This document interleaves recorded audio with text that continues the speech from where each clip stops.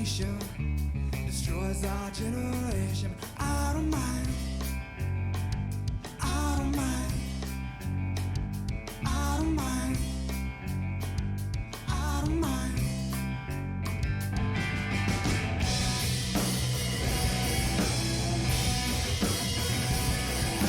Looking for inspiration in my life.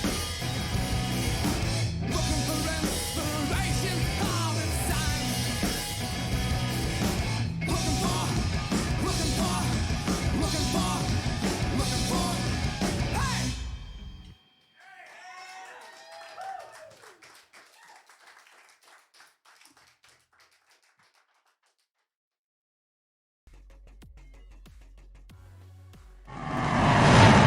And what's going on there, everybody? Getting a little bit of a late start. Had some things to deal with outside there, so yeah, got that all taken care of. We had a little bit of ice pack, I guess, as far as that's slowly on the melt, which is kind of cool because I mean it's getting warmer. So yeah, had some of that to deal with there. So we're just a little bit sore. I mean, honest, I guess, as far as from dealing with that. But anywho. Getting right back into what we've been working on these last couple of Saturdays, I guess, as far as with the creation of our racetrack, I guess, as far as for the Dairyland map, 4X, or Farm Simulator 22, and yeah, so I did make some improvements, I guess you could say, I guess, as far as to how the outer part of the track, I guess, as far as was designed. The initial way that I went about it, I kind of scrapped that because I just didn't like the way it was turning out. I also wanted to make this as a placeable item, but coming to find the fact that this track is rather large, I guess, as far as to make it feasible, I guess, as far as to put it into an actual placeable that you can put as, you know, in the store, as far as to choose it from the store and actually apply it to the map. It's a little bit tedious, I guess, as far as to say the least. So the approach that I've taken to it's still going to be a placeable, but it's only going to be allowed to be removed from the map. So it'll initially load into the map. It'll be there. Something else I've been playing around with is just having little trinkets, little, you know, pieces of whatever, I guess, as far as around the track that is what I kind of loosely consider to be junk, quote unquote. Stuff that you'll be able to move around. It'll stay where you put it. As far as, you know, not resetting, I guess, as far as every time you come into, you know, back into the map after saving it. So that's something I've been playing around with too. One of the things that I did come to find, you know, just with that in mind, is to get out of this track is a little bit less to be desired. I tried to make this as simple as possible. So I kind of made a cutout here, I guess, as far as to be able to get access to it. And I brought this up high enough, not so high, I guess, as far as to be able to get over the wall. And then these boards actually will spawn. And this is what I'm kind of considering, is as far as to make it separate from the track, but make it like a like I said, quote unquote scrap or junk or whatever that you can move around, and you can actually take it wherever you want. Doesn't matter. Regardless of the fact if you buy the land or the placeable, I guess, as far as that it spawns into, you'll be able to move these around the map and whatever and use them wherever you need them. So yeah, it's something that I've been kind of playing around with, and I'm hoping it does tend to work out, I guess, as far as that. So this is a means, I guess, as far as once you get into the track, getting into the track is not so much of a problem, but what I came to find was it's a little bit tough to get out of the track. So I put these boards in here, and you can actually, they're movable. You can pick them up by hand, and it gives you a means, I guess, as far as to be able to get up out of the track, I guess, as far as once you're done playing around. But yeah, we've got this. I got some things to apply to the track yet, like a starter stand, just to name a couple of things. And we do have these items, the textures for these items, I guess, as far as to be able to edit here a little bit. So I did get a head start, I guess, as far as on, you know, some of the things that, just to kind of save time. And, you know, I got a little busy. I've been a little busy behind the scenes, I guess, as far as with that. So this is our texture for our starter stand. So I'll need to put some type of badging, I guess, as far as on that. And I'll end up probably putting the starter stand right about here. This is the start-finish line for the track that it's originally based on, which is the Northern Works World Speedway. Previous build, 3D model build that we did of this track, I guess, as far as for the NASCAR Racing 2003 simulation. So yeah, pretty cool. So you can see how much lip there was before, prior to me just kind of lifting this area up just a tad to be able to get up into this facility. There are some problems that I've come to find that have some texture stretching, for lack of a better way to put it, and I'm not 100% sure how to fix that. It only seems to do that once I create the model of the track into the i3D, which is the conformity, I guess, as far as for Farm Sim 22, you know, as far as the i3D format. And there are several areas like that where it tends to distort, stretch, and even artifact, I guess, as far as the texture on it. It does not do that within the modeling program itself. So the fact that it does still work just fine, other than that being the case. So you get some shadowing, I guess, as far as, and this is all the, I do have a light in here just to kind of shed some light on the subject. So that's just some unnatural light, I guess, as far as this is definitely not the same type of light that will occur, I guess, as far as once we're in the map. So no concern of that. So yeah, the same thing over here. We got a lot of texture stretching and stuff like that. I haven't quite figured out how to fix that just yet. I played around with the UV unwrap, I guess, as far as for that, and it seems to be still ending up the same way whenever I export it from 3ds Max into the what you see here. So we're gonna let that go, I guess, as far as for a little bit for now. There are some things like the wall logo. I got the 2 wall logos already loaded up in the paint program. We're gonna adjust this to reflect, I guess, as far as our Dairyland Speedway. And then I'm not 100% sure what I want to put on this wall logo over here. So right now I've got it as just a, if I got it open here. Okay, this is the one that'll go on the front stretch by the starter stand. I've already got that one done.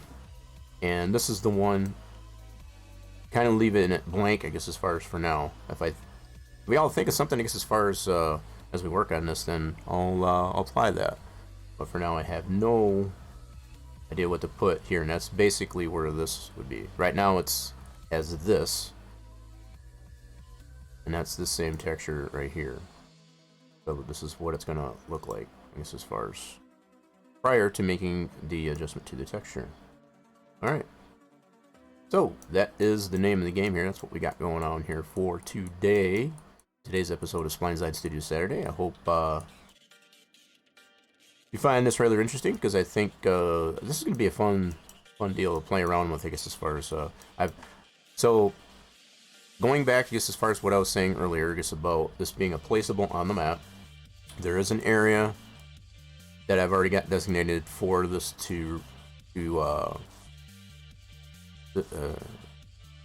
come into play, I guess you could say. So, for lack of a better way to put it. So yeah, there's already a spot on the map that I've picked and chosen, I guess, as far as to put this. It's not going to be all that much in the way. In fact, it's kind of well enough out of the way, because as far as what's... So it's definitely in the 4X area, you know, as far as the outside the original borders of the standard map, for example. So I'm starting to use some of that extended area of the 4X area of the map, because as far as for such things as this. So let's get right into this then. So let me go ahead, and I need to save some stuff here so that we can actually get these things applied to the track. I think what I'm going to start with first is this texture. And I think I initially have this in my racetrack stuff. I believe so. Let me check my folder. Can't remember exactly where I put it.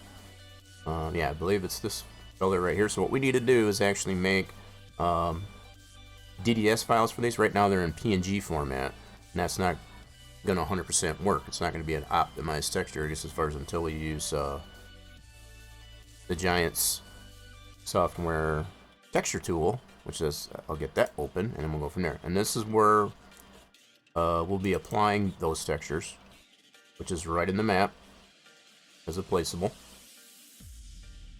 I've already preloaded this thing in here to load dynamically, I guess, as far as in the map in that position. And the way it is set up, you'll have the ability to be able to sell it if you want to. You won't get anything for it when you sell it, but you at least will have access to that land if you don't necessarily want to have the track in there. You will not, as it stands, once you sell it, because of the nature of how large the model is, it will not be able to get placed back in there. So it's going to be set up to where if you sell it, you won't be able to get it back. If something does tend to present itself, I guess, as far as for me to make that a little bit more feasible, to make it to where it is possible, I guess, as far as to place it back down, I will definitely apply that to it, but as it stands right now, there is not. So, okay. So, we got... Yeah, we need to open up the texture tool. Let me do that real quick. So we need to go into here on our utilities, and we got our handy dandy texture tool. Minimize that, and then we need to go to racetrack stuff. So these fellers, there's that one, and there's this guy. So we want to make some textures, DDS files for that. So these are textures in themselves, but it's not the right format for the use of our, in our map. So we need to open this up like so, and slap these. I don't have any DDS files in there for now. I need to get rid of this one here for now. Yeah, let me get this one here for now. I'd kind of tested that out there to make sure that was going to work properly, but I want to redo that. Okay. Let's do like this. I'm going to slap these right over. It's kind of a real handy dandy tool that this is, I guess, as far as with the, well, that was quick. It's a pretty small texture too. There's that DDS file. And then this wall logo. Yep, makes those pretty quick. Those are pretty small textures, so would expect those to, now, this one I'm not going to go ahead and make yet for the starter stand because I'm not 100% done with it yet. It's also based on the North Wilkesboro Speedway. I got that loaded up in here so we can make those appropriate changes to that. So once we make those changes, I'll do the same thing as we did for the wall logos. I think that'll work out pretty good. Okay. So we got the general idea of where we want to put this thing. I'm probably not going to leave this red border. I'm going to use that for now, I guess, as far as a guide, as far as where I want this Speedway logo to go, but not going to probably keep that red line, I don't think. I might even change it to blue to see how it looks. Okay, so I need to get, what's the size of this area? Let's just grab it like so. Copy that, and we'll see how big that is. Alright, and we end up with 231 by 119. So 231 wide, 119 pixels tall. Alright, so we're going to take this guy. Did I get this merged? Probably not. I'm going to go ahead and merge it just the way it is. Layers, merge, visible, and then I'm going to copy this into a new image. There we go. And I got a little bit of residual because of the highlight, so I'm going to have to scrape that down. I got this little bit of dead space here. I don't need that. Just part of the one of the effects that I applied to that. Oop, that's a little too much. Alright, and then I'm going to go ahead and copy that again. Paste that as another new image. There, that should tone it down a little bit. I guess still got a little bit of residual on that. Alright, let's close this. Try it one more time. I'm gonna shave that down a little bit. Now I could crop it, or I could just do like I'm doing here. Oops.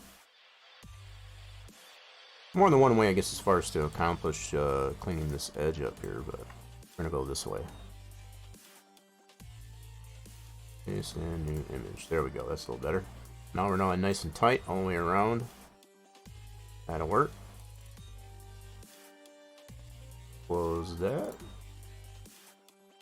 And now we need to use that information that we got from this, which was 231 wide by 119 tall. Now, I don't want to fill necessarily that whole area.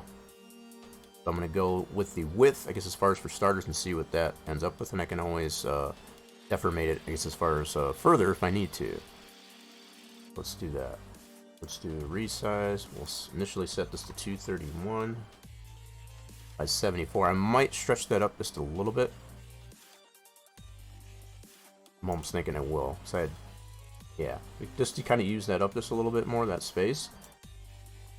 I'm going to resize this one more time. So that's kind of what I figured what was going to be the deal.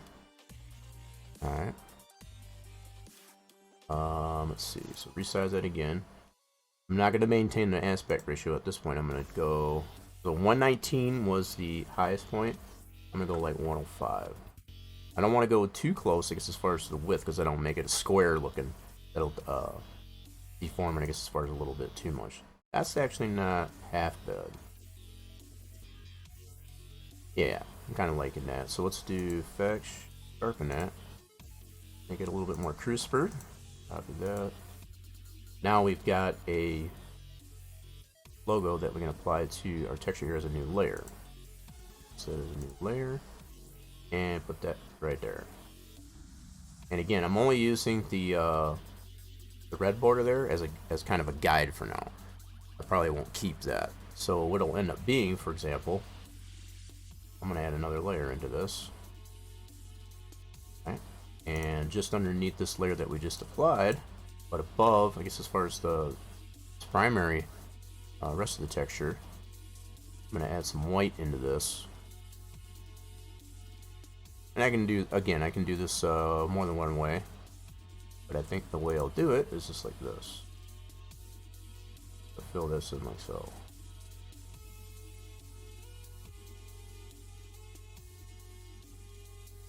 And I'm going to make that brush just a little bit smaller. Don't want that to bleed over the edge. I'm doing this in a separate layer so as to not touch any of the other two layers. And also maintaining this as far as the original. So at some point I want to use anything from the the previous textures. I can always revert. Alright, so that's how that's gonna look. It's like that. Alright.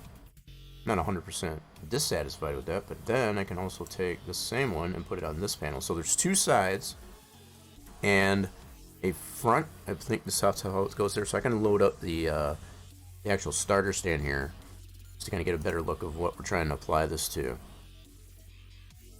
So we got our racetrack stuff. Let me open up the starter stand and another Giants editor. Give it just a second to load. And okay, so it's not going to have any textures, and that's to be expected because it is looking for that diffuse, and I took that out, so I'll have to reapply that. Yep, no problem. So it's going to show up as no texture on it. I'll go ahead and we're going to change that right meow.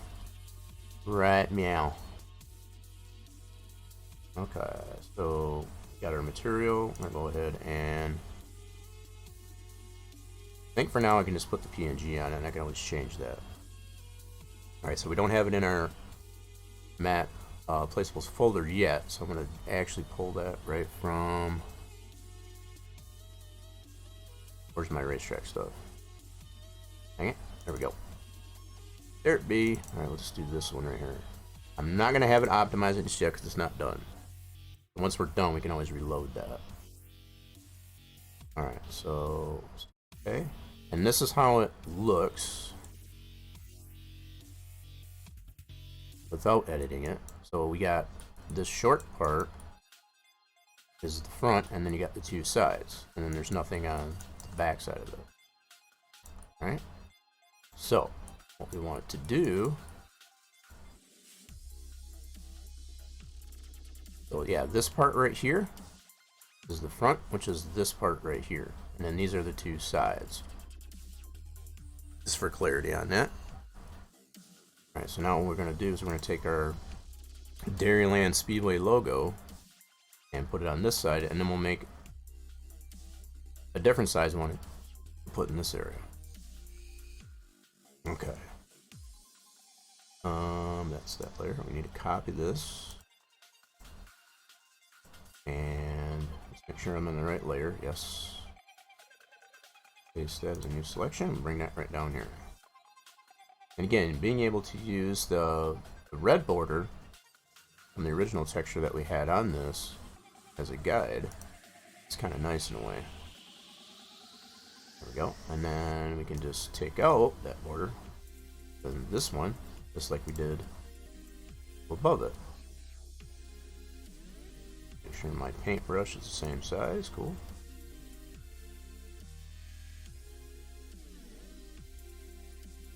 Hope everybody's doing well out there today. I guess as far as, like I said, we kind of warmed up a little bit over here. So, the ice pack that we did have previous to getting to today is kind of on the melt, which is nice, but I don't think it's going to remain that way for very long, unfortunately, because it is still officially winter. So, we're still not out of the woods, I guess, as far as that goes. Alright, so there's that. Now we need to make a Dairyland Speedway, I guess, as far as for this part. And I'm going to use this same deal here, only I'm going to go back like this. We're done with this, we don't need that anymore. Get rid of that. And then I'm going to grab this section and see how big this area is. Something so. Don't have to be all that precise, we just want the general. Oh, I'm in that blank area, but it did still give me the size, so that's good. So 149 by 117 tall. Now, going by how this was 119 tall when I made that original thing, so we're gonna go by the 119 tall that we did, because it's not gonna be uneven.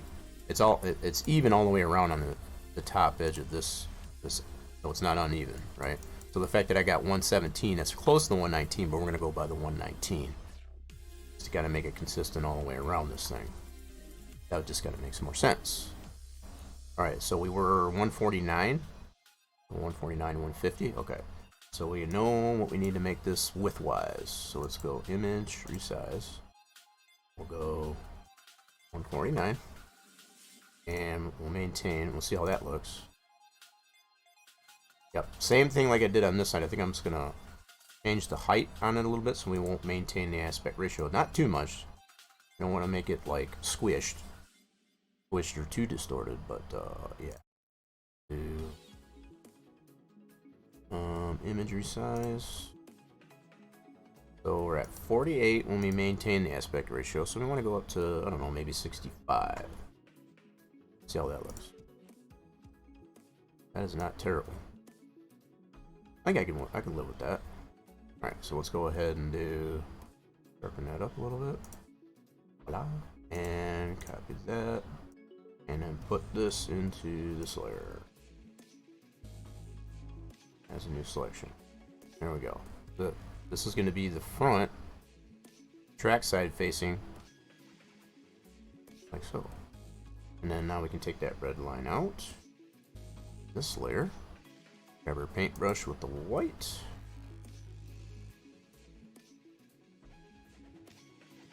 Yeah, that'll work.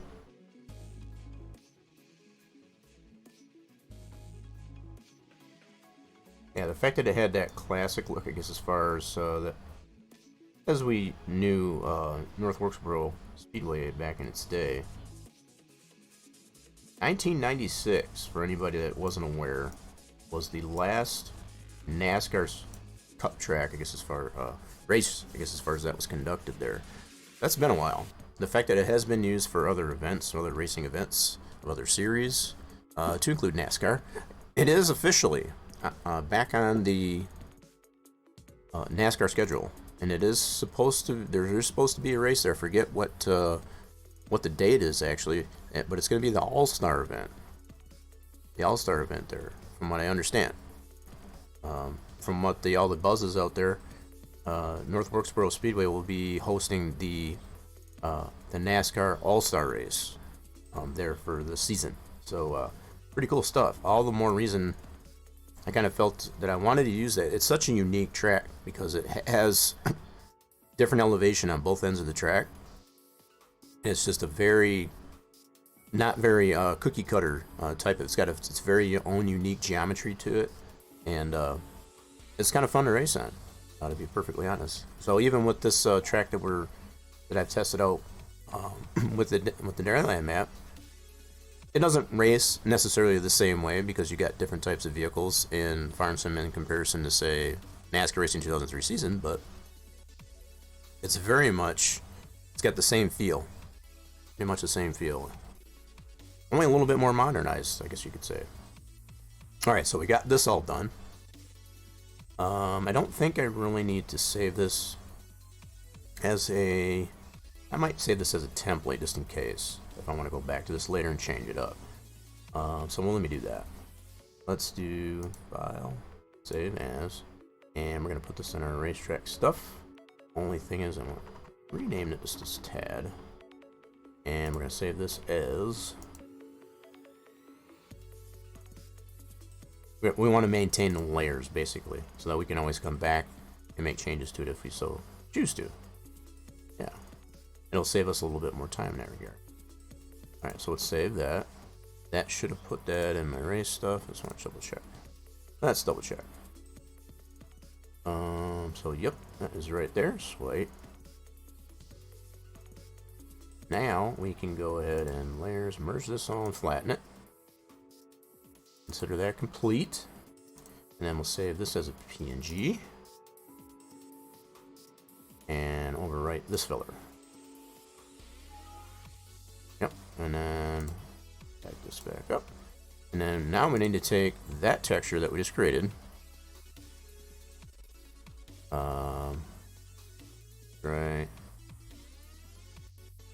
Right there. This is our new texture. And then we got to create a DDS file for that one, just like we did the wall logos. And I should still have, yep, that one's open here. Somebody's got to slide that over this texture tool that Giants has provided, I guess, as far as for making optimized textures pretty easily. That's, I love it. All right, so there's that. So now we got that texture. I need to put this texture that we just created into our map folder, which is right here, into our textures, like so. Now, the other thing I need to do is apply this same texture to our model here. Let's go ahead and do that.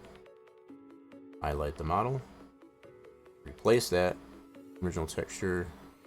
Yep, see, and it's actually, now if I was to reload this, because of where I've got it currently pointed to, that'll reload it and it'll actually show what we look like there. So let's do that first. Go ahead and reload that on there, and this is what it'll look like. So if we're satisfied with that, which, yeah, not too shabby.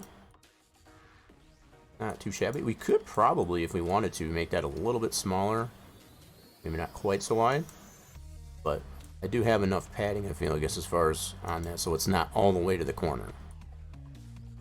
It's not all the way to the corner. Yep. So here's our other one of our other short sides. Didn't turn out too bad. Now I'm already noticing, I guess, as far as this one's a little bit taller on this side. So to make it a little bit more uniform, I could probably make these a little bit taller on the side if I wanted to. This one actually takes up a little bit more room, I guess, as far as from top to bottom. So to make that one, this side here should be, let me go back to our texture. That should actually be this one, I think. I forget which one it is now. That is interesting. I thought the way this one mapped, as far as from what I do remember, I'm just going totally by memory. This side here should have been this side here. So the fact that it's mapped that way is very interesting. Okay. So I think I'm gonna do real quick. It's probably a good thing I did reload this on here so I can actually see where the problems might. What I want to do real quickly is to remove this one for a moment, just so I can determine. Oh, we miss. Whoops. I guess I missed a little bit of the. Okay, I'm gonna leave that there. That's gonna give me more of an indication of what what side this actually is on. I got to refresh my memory on where this was mapped. Okay, so let's do layers, merge all, flatten. Still out there? Alright, cool. Making sure, I'm still a little bit leery of the fact that sometimes the streams tend to get stepped on. Things get frozen up and whatever, and mic goes out, stuff like that. So if it does tend to do that, if you hear me get quiet, like you can't hear me talking, because I'm that would more likely be why. And hopefully we're not happening. We do have a cross fingers emote, I guess, as far as for anybody that is following the channel. So feel free to use that to hopefully alleviate that. I know it kind of worked last time we did that. So we're going to save this as the PNG. Okay. And then I'm going to reapply this to the model. Okay, so that's the other side. Okay, got it. Oh wait, whoa. What in the world? Did that not, did I put that in the right spot? Maybe I didn't put it in the right spot. Hold on. Make sure I put it in the right spot. I think I did. Yes, I did. So this is in our map. And... oh, what happened here? Yep, this is the texture it should be loading onto the model. Wasn't that interesting? Okay, hold on.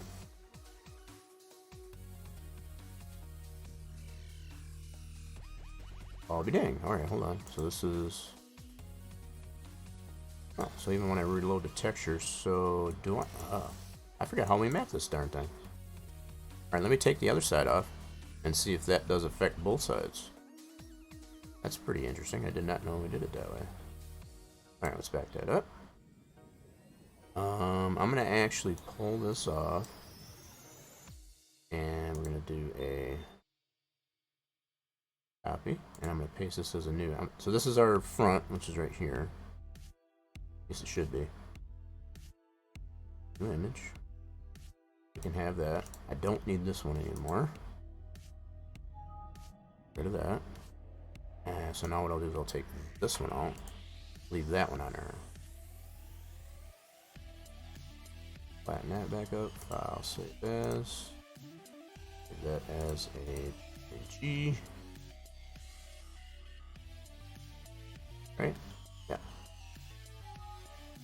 I'll have to double check. Alright, let's reload that. Uh-oh. What? Alright, where am I loading this from? Understand if we... okay, so did that take it off on one side? Alright, what in the world's going on? Something is amiss here. That should be the one it's loading. Why is it not, right, hold on.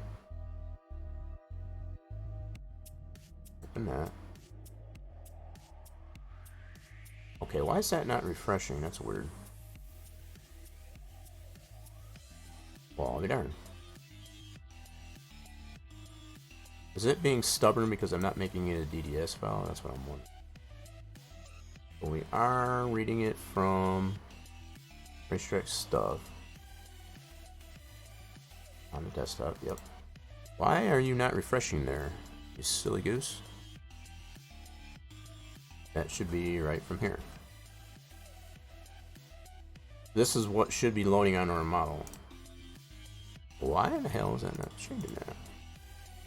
I'm so confused. You know what? Another thing we can do is we can just close this out. Right this way. Let's do it this way. Close out Giants Ender altogether. It might be because I'm trying to use a PNG that's not optimized. It can sometimes get finicky that way. I've noticed that with other things that I've worked on. So I think that's probably what the deal is. We're going to reload the model. Hopefully it will load that texture in with it too. Come on now. There you go. Alright, let's see what we got now. Well, this is silly. What's going on here? Okay, that's still... Well, that is super strange. Okay, I'm going to take all the textures. I'm going to take all these back off. That is super weird. I did not know. This should be the inside. The outside panels. Why is super strange? Alright. Problem. Let's go ahead and back this up. Take these all off. Do a layers merge. What? File. Save as. We'll get down to the bottom of this.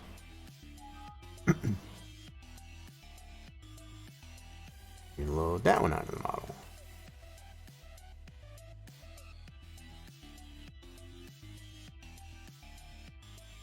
Well, this is just silly. It is not wanting to reload.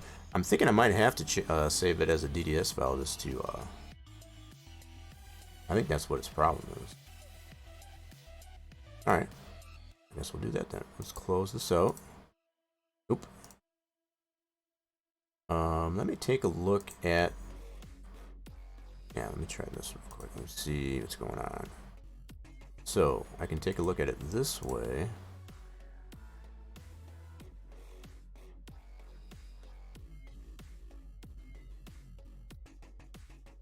Okay, understand diffuse, and we're loading.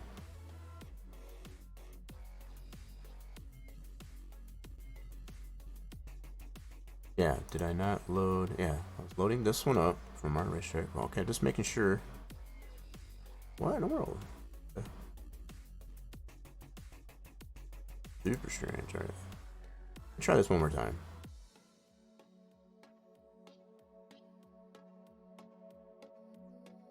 Give it a second. Or two. Yeah, it's still not loading that texture on there correctly. Is that loading the DDS or PNG? Oh, it is loading the DDS. That's why. Okay, so we need to change this to the PNG. Alright, hold 1 second. Alright, so we need to change this over. So, the DDS hasn't been updated yet. Okay. Let's load this one up. Now it's not going to have anything on it. Nope, it's still doing it. My goodness, why? These aren't supposed to have any logos on them. That is so weird. I've never had that. He's so stubborn. Alright, so, alright, we gotta make a DDS. That's the bottom line. That is my conclusion. That is the gist of it. So what we need to do, let me turn this layer back on. We'll go layers, merge, blend. I'll save this as PNG. We're gonna run this back to the texture tool. I'm gonna delete this previous DDS that we made. Get rid of that. Okay. Alright, now I need to run this through the texture tool again. World. Stay up there.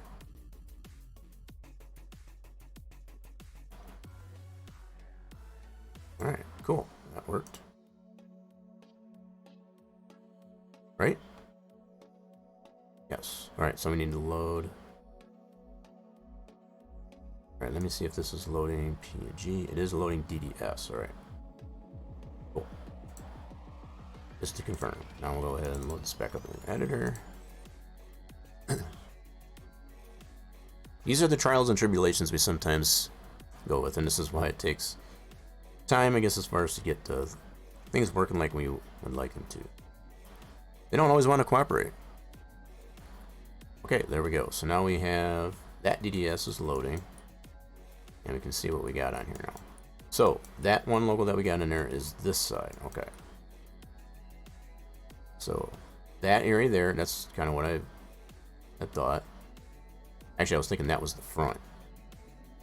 So that's actually this one side. I was thinking these were the two sides and this was the front. Alright, so we did confirm this is that side. Alright, cool. Got it. So I don't know which side's the front, so we're going to put these on one at a time and determine which one's which. So we'll put this one on next. I'm thinking this is going to be the side and this is the front. I don't think it should be. Because now that I look at this, the way we had done this texture originally, and this is back a little ways, but the fact that this one's here, it's got the opening here for the door, or the access to that with the stairs. That would be this side. So the way we map this, the same side right across, I guess, as far as from that. That's this opening. Or that would be this side. So this should be the other side, and this should be the front. That's the way it should be. Okay, so with that being known, I need to get my layers back. This layer, I need to clean up some of the red that we didn't get. There we go. That's more better. Okay. Then we got this logo that we pulled that out. Copy that. And put it in this layer. Paste that in there. New selection. Okay, so this is going to be the other side. I'm kind of almost thinking I might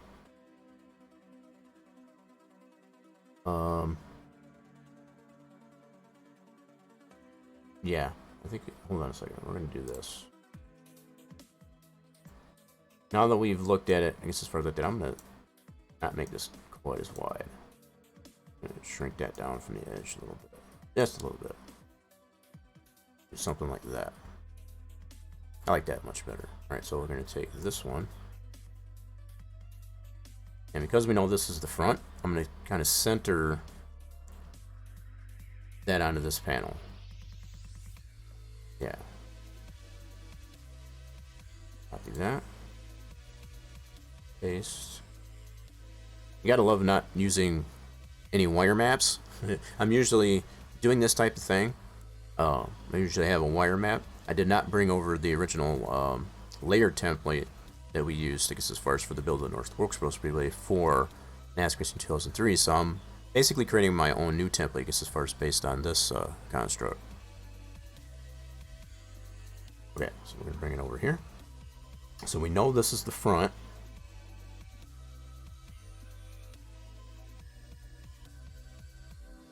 And I'm almost thinking what I want to do with this one is make it not quite as wide. A little like this. I don't want to squish it too much. Probably something like this. Yep, that should center that more or less in that front panel. Like so. Alright, cool. Let's go ahead, layers, merge, all flatten. I'll save that as our PNG. Okay. And then we run that through our texture tool.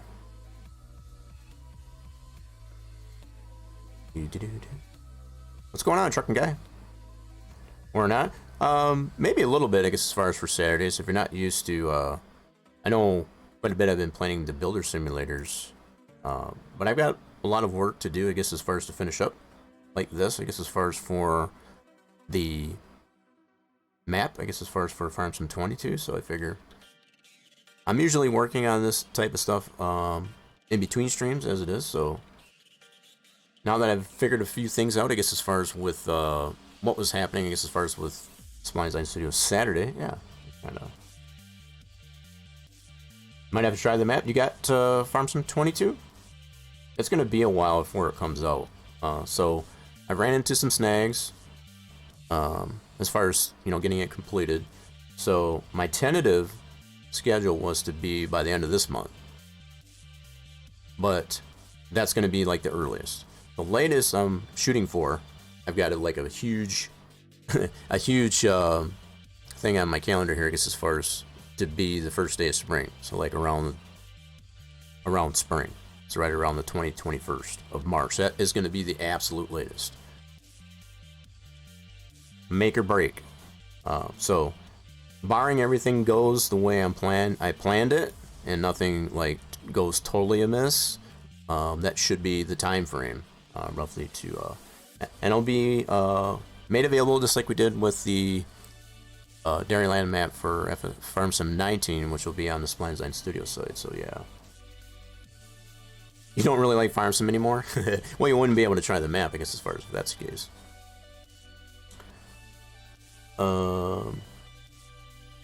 But that's understandable. Okay, so what we need to do... Oh, awesome. Lost my train of thought. So we just created that PNG. Now we got to run that through our texture tool. There we go. Oh, I'm in the wrong folder. We got to go here.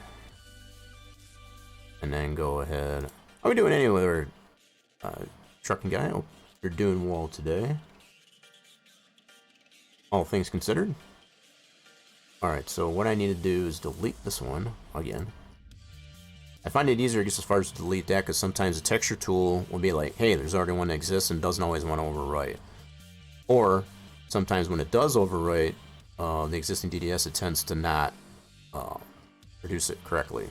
So I always tend to like to delete that so that it can create a nice fresh one. There we go. Just like that.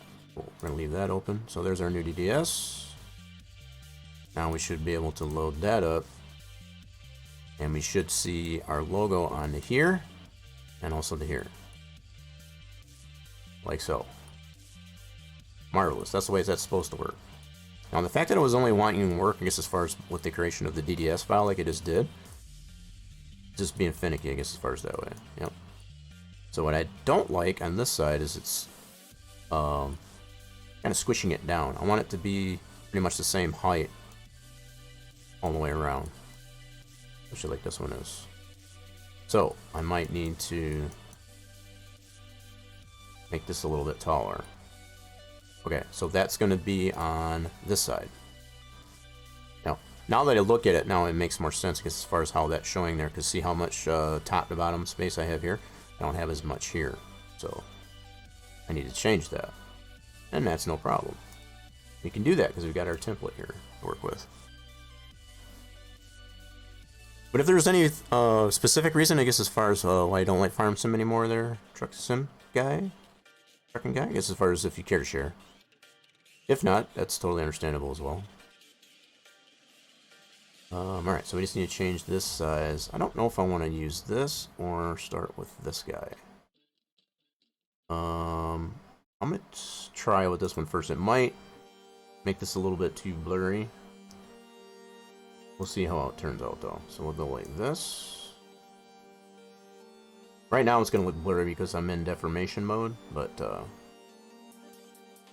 yeah. Do like this.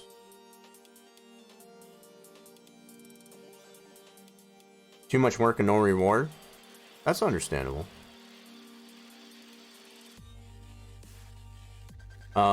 That's why with, I'm seeing this happening with a lot of the mod maps out there. Well, even the default maps that are in, built into the game. What they tend to do is they put what's called collectibles in the map. And this is something I've considered too.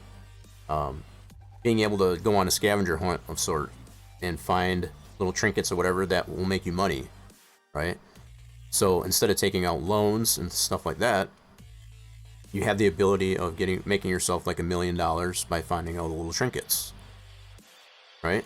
So on top of doing all the work while you're looking for those trinkets, you know, it gives it a little bit more of a reward, if you will, towards that.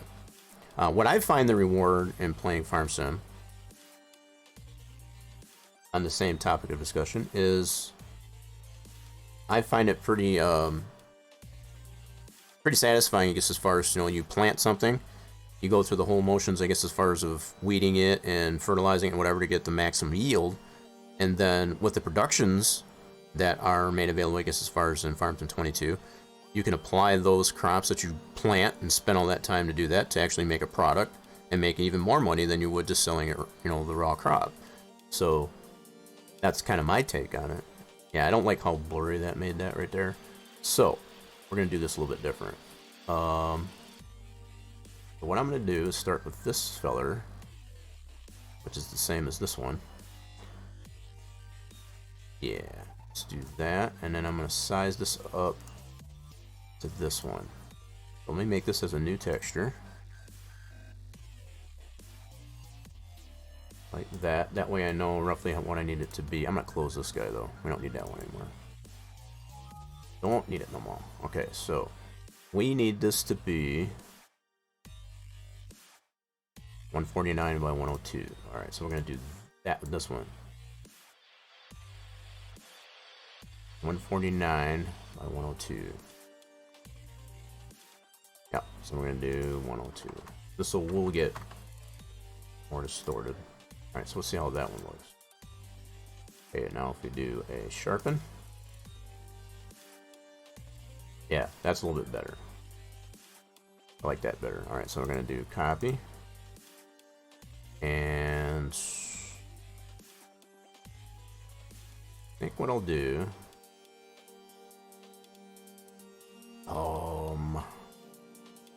what I should be able to do is put that right over top of that one. Let's see if that'll work. How that works.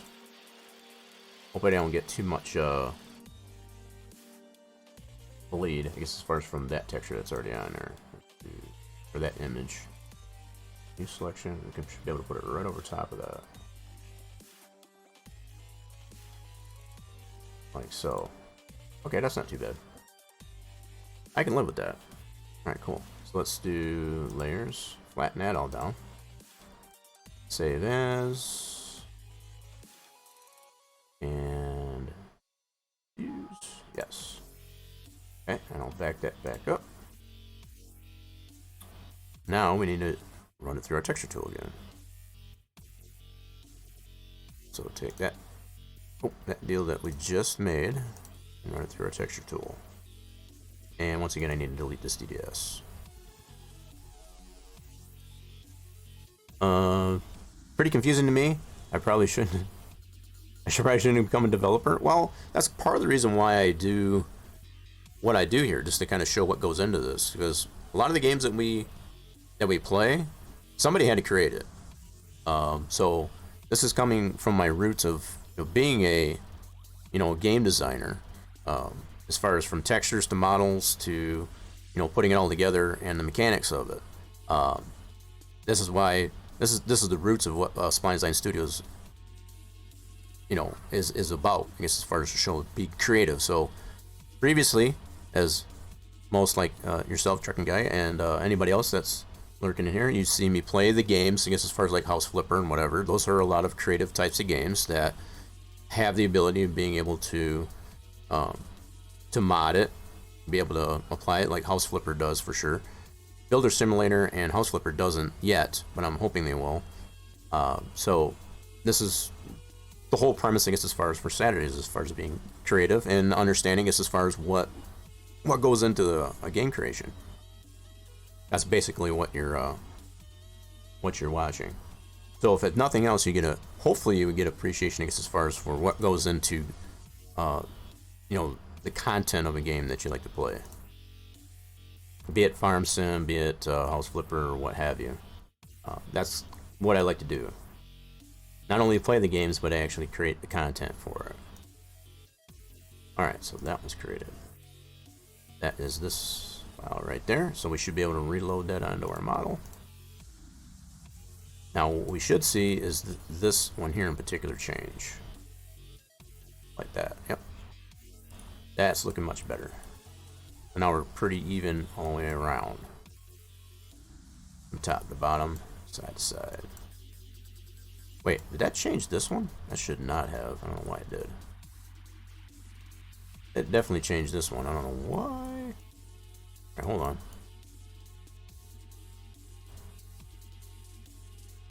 Why did it change that one? Okay, hold on.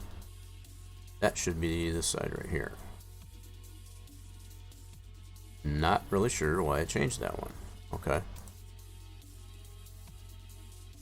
I wanted to keep...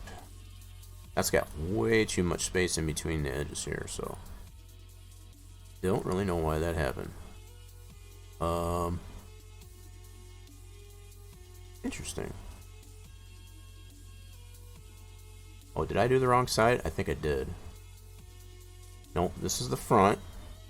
So this part, this panel here, we already confirmed that is going to be the front. Okay. And this side, I don't know why it changed that there. That's weird. Anywho. Yeah, so what I'm observing, in case anybody wasn't wondering, see all the space, the white space in between the edge of our Dairyland Speedbee logo? I don't like that. I want it to be the same as this side. Right there. So, don't know what happened now. Okay, so question is, how do we fix that? Alright, I'm gonna try changing this one. This should be that panel. And we're gonna stretch it back out this way.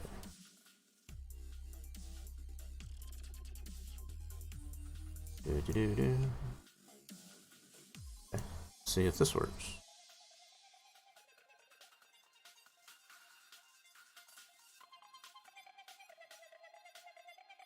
Okay. Yeah, we'll see how that turns out. Then we'll do another layer. Flatten that. Do a file. Save as. New PNG. And then I'm gonna go ahead and delete that that other DDS file. Whoop, not that one. Delete that guy. And run this new PNG through our texture tool. Drag that right over there. Boom. And voila.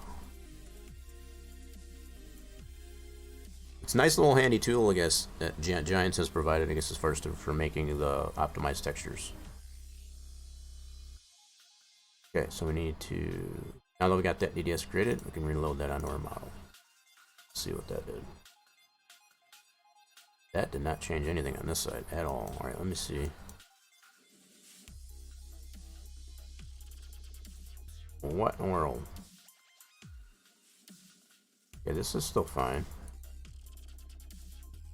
Huh. Oh, you know what? That's the... Oh, shoot. Okay, I see what it changed. So it changed the... That's the front. So this is the front. This is the other side.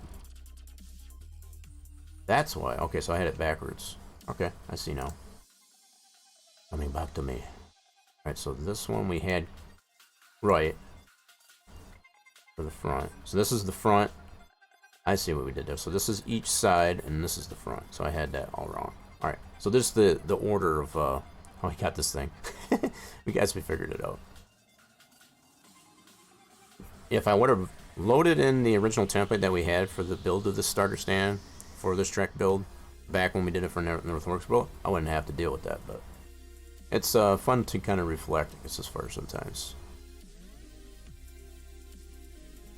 Because I would have had those all labeled, I guess, as far as what was what in that original template. Not a big deal, though. Alright, so I'm going to put the same space as we got right there on both these sides. Okay, that should be good. Like so. Now I need to return this.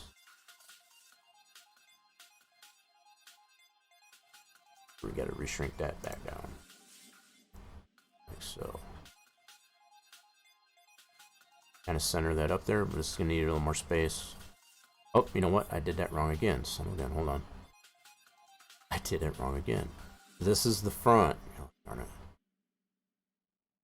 Good grief, right? So we need to stretch this one this way. I almost goofed it up again, folks. You saw a mistake happening even as I was doing it. Right live. Okay, so that one's good there. This is the front panel, so we need to shrink this one down. Okay. We'll get this. We got this.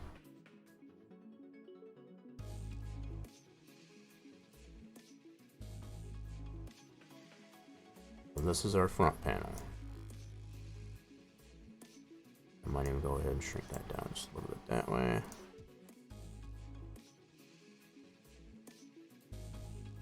Okay, so on this I want to have the same amount of space as I got there. Okay.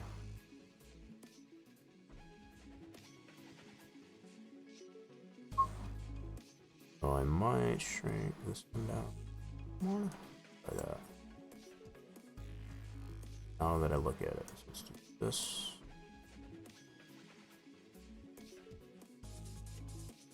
That might be acceptable. Okay, so let's go ahead, flatten that down, save it as a new PNG. It's kind of a rinse and repeat type of process with some of this stuff here until you get it to the way you like it. You don't know how to spell. It's typo. I mean, it happens. It happens. All right, so we need to delete.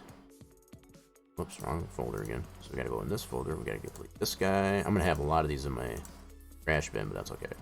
It happens. It's just comes with the territory. Okay, so we'll run that through our texture tool. Whoop. I don't know why. Why does it do that? Don't do that. There you go. I guess I'm holding on to it when I drag it over, and it's making the this minimize window, I guess, as far as go away. It's kind of frustrating. At least sometimes. Okay, we still out there? Yeah, we're still good. So we're what's that? An hour and 5 minutes already. Man, that time flies when we're having fun. At least I hope we're having fun. If you're not having fun, I apologize, but we're gonna be testing this out as we put this thing together. This is one thing. It's kind of the fun thing about that. Once we create what we're doing here, we're able to test it out in game and see how it all looks in its element. That's another thing to look forward to. Okay, so we got our new DDS file. All we need to do is reload our model, and these things should be updated like so.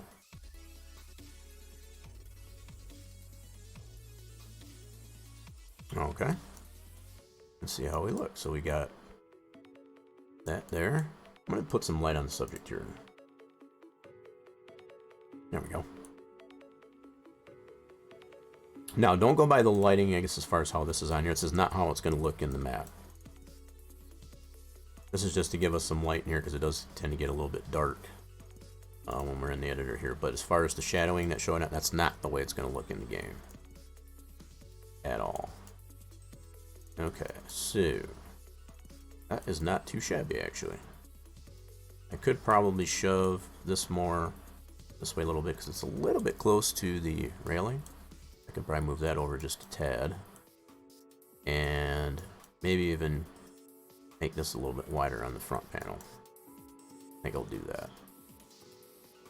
So all I need to do is move this over a little bit and make the front panel just a little bit wider. That'll work. Alright. Just these fine little tweaks to it. So all I want to do is slide this over just a tad on this one. I'm gonna move it this way a little bit. And then on the front panel, make this a little bit wider.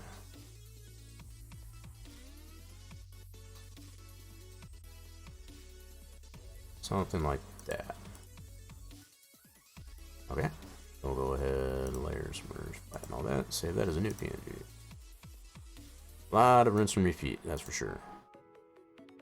Okay, let me back that up there, get our layer spec. Delete this DDS, and we're going to create a new one in our texture tool. Okay, so drag that PNG over the texture tool, and voila. Actually making that pretty quick. What that really tells me is the fact that it compiles it so quickly that the texture is pretty optimized. It's not taking forever for it to compile. If it was taking longer than it is, that would give me a clue, I guess, as far as this texture might be a little too big, for example, for the size of the object that we're trying to apply it to. Now I do have some textures that are pretty beefy, which are going to take a little bit more for it to produce using the texture tool. But this is not one of them. So. Alright, so let's reload that. And there's... Oh, shoot, I went the wrong way. Absolutely went the wrong way on that one. I meant to go... Not to... Right, I needed to go this way, not that way. Okay. Whoops. So this is where the opening is going to be on this side. Shoot, so I just went the wrong way on that one is all. Whoops. Oh, so I definitely got to shift. Okay, how do we turn on the front? Front looks pretty good. And that side looks pretty good. Alright, so we just got to fix. I shifted this side the wrong way. I meant to go this way and not that way. My bad. Alright, so let's take this. Shift it this way. I was trying to give it the same amount of space as it was here, but that didn't work out. Let's try it right there.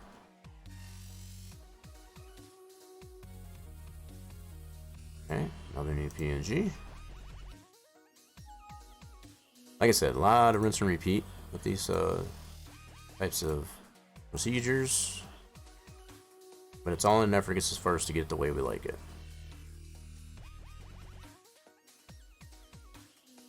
And this is a pretty reasonable workflow as far as like adjust the texture, resave it, run it through the texture tool, reload it onto the model. That's kind of the loop as far as the whole workflow is anyway. Drag that over that. Makes our new DDS. And then we can load that our new DDS onto our model. Whoops. Refresh. There we go. That's much better. Mucho better. Mucho más. Okay, so that is pretty much done. So we're going to go ahead and take this light out. We don't want to save it with the light in. Whenever you save a light into an object like this, it's going to actually, when you load that into either your placeable or into the map, it's actually going to bring that light into it with it, which is going to make it like completely whitewashed around that the area of that model. So you always want to make sure, as far as to take your lights out when you're using that, just to see what it's looking like in the editor, just to give it, you know, that light, because it will actually apply to, as far as if you try to infuse it into the map or into a placeable.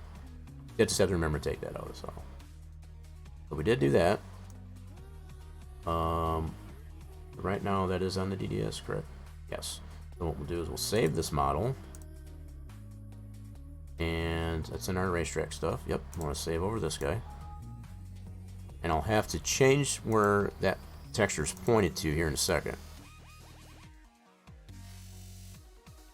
Okay, we'll close that out. So what we'll need to do, open this up this way, you can see that it's where this texture is pointed.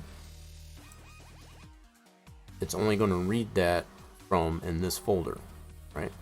So in order to make it use the texture from here, I gotta actually, number one, I gotta bring this updated texture over to the map.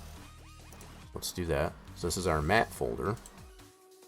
We don't want it to read from that folder that I was working out of, because that's going to be outside the map. It's not going to work. So we're going to bring it in here. Now we can actually bring that model into this folder, and we can load that into our track, which is right here. Okay, so let's do that. So our racetrack stuff, we're going to take this starter stand, copy that over to here. Now we can load this updated starter stand into our track here. And we want to put that, get over to the area that we want to put this at. Should be right by our start finish line, which is right here. Holy crap, scared the crap out of me. My buddy is just so stinky. Your buddy?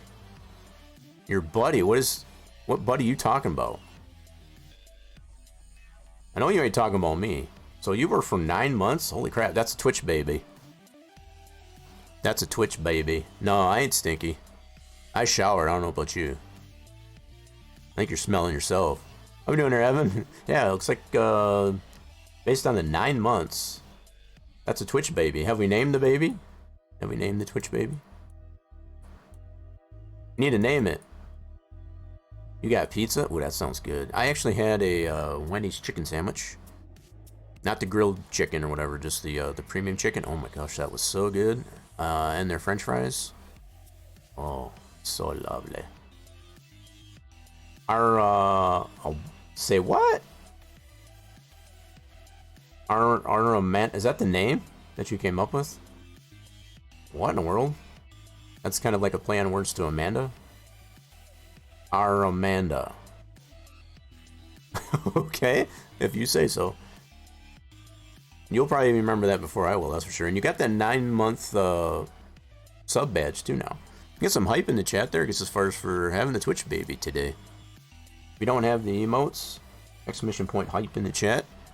If you've got the emotes, feel free to spam the emotes. We need some emotes. Spam the emotes. J-Rock third. What about the second? Of course, technically, I am kind of a number 2. Yeah, so I guess the third would be about right. You know me too well. Man, it's a good thing that the stream is still holding up. I haven't seen any cross fingers out there yet, but we do have that if you are following the channel.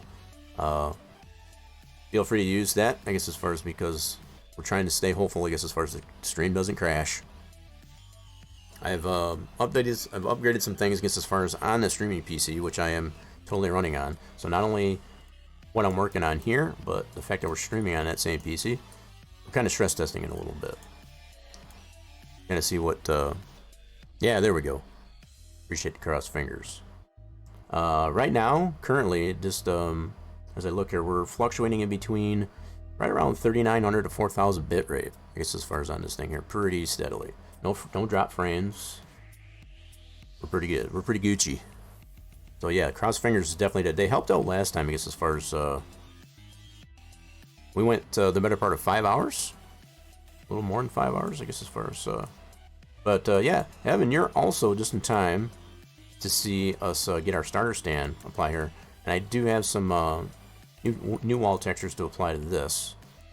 So for some that have seen, I guess, as far as the creation of the North Wilkesboro Speedway track for NASCAR Racing 2003, I'm implementing this into the farm sim element, for those that didn't know.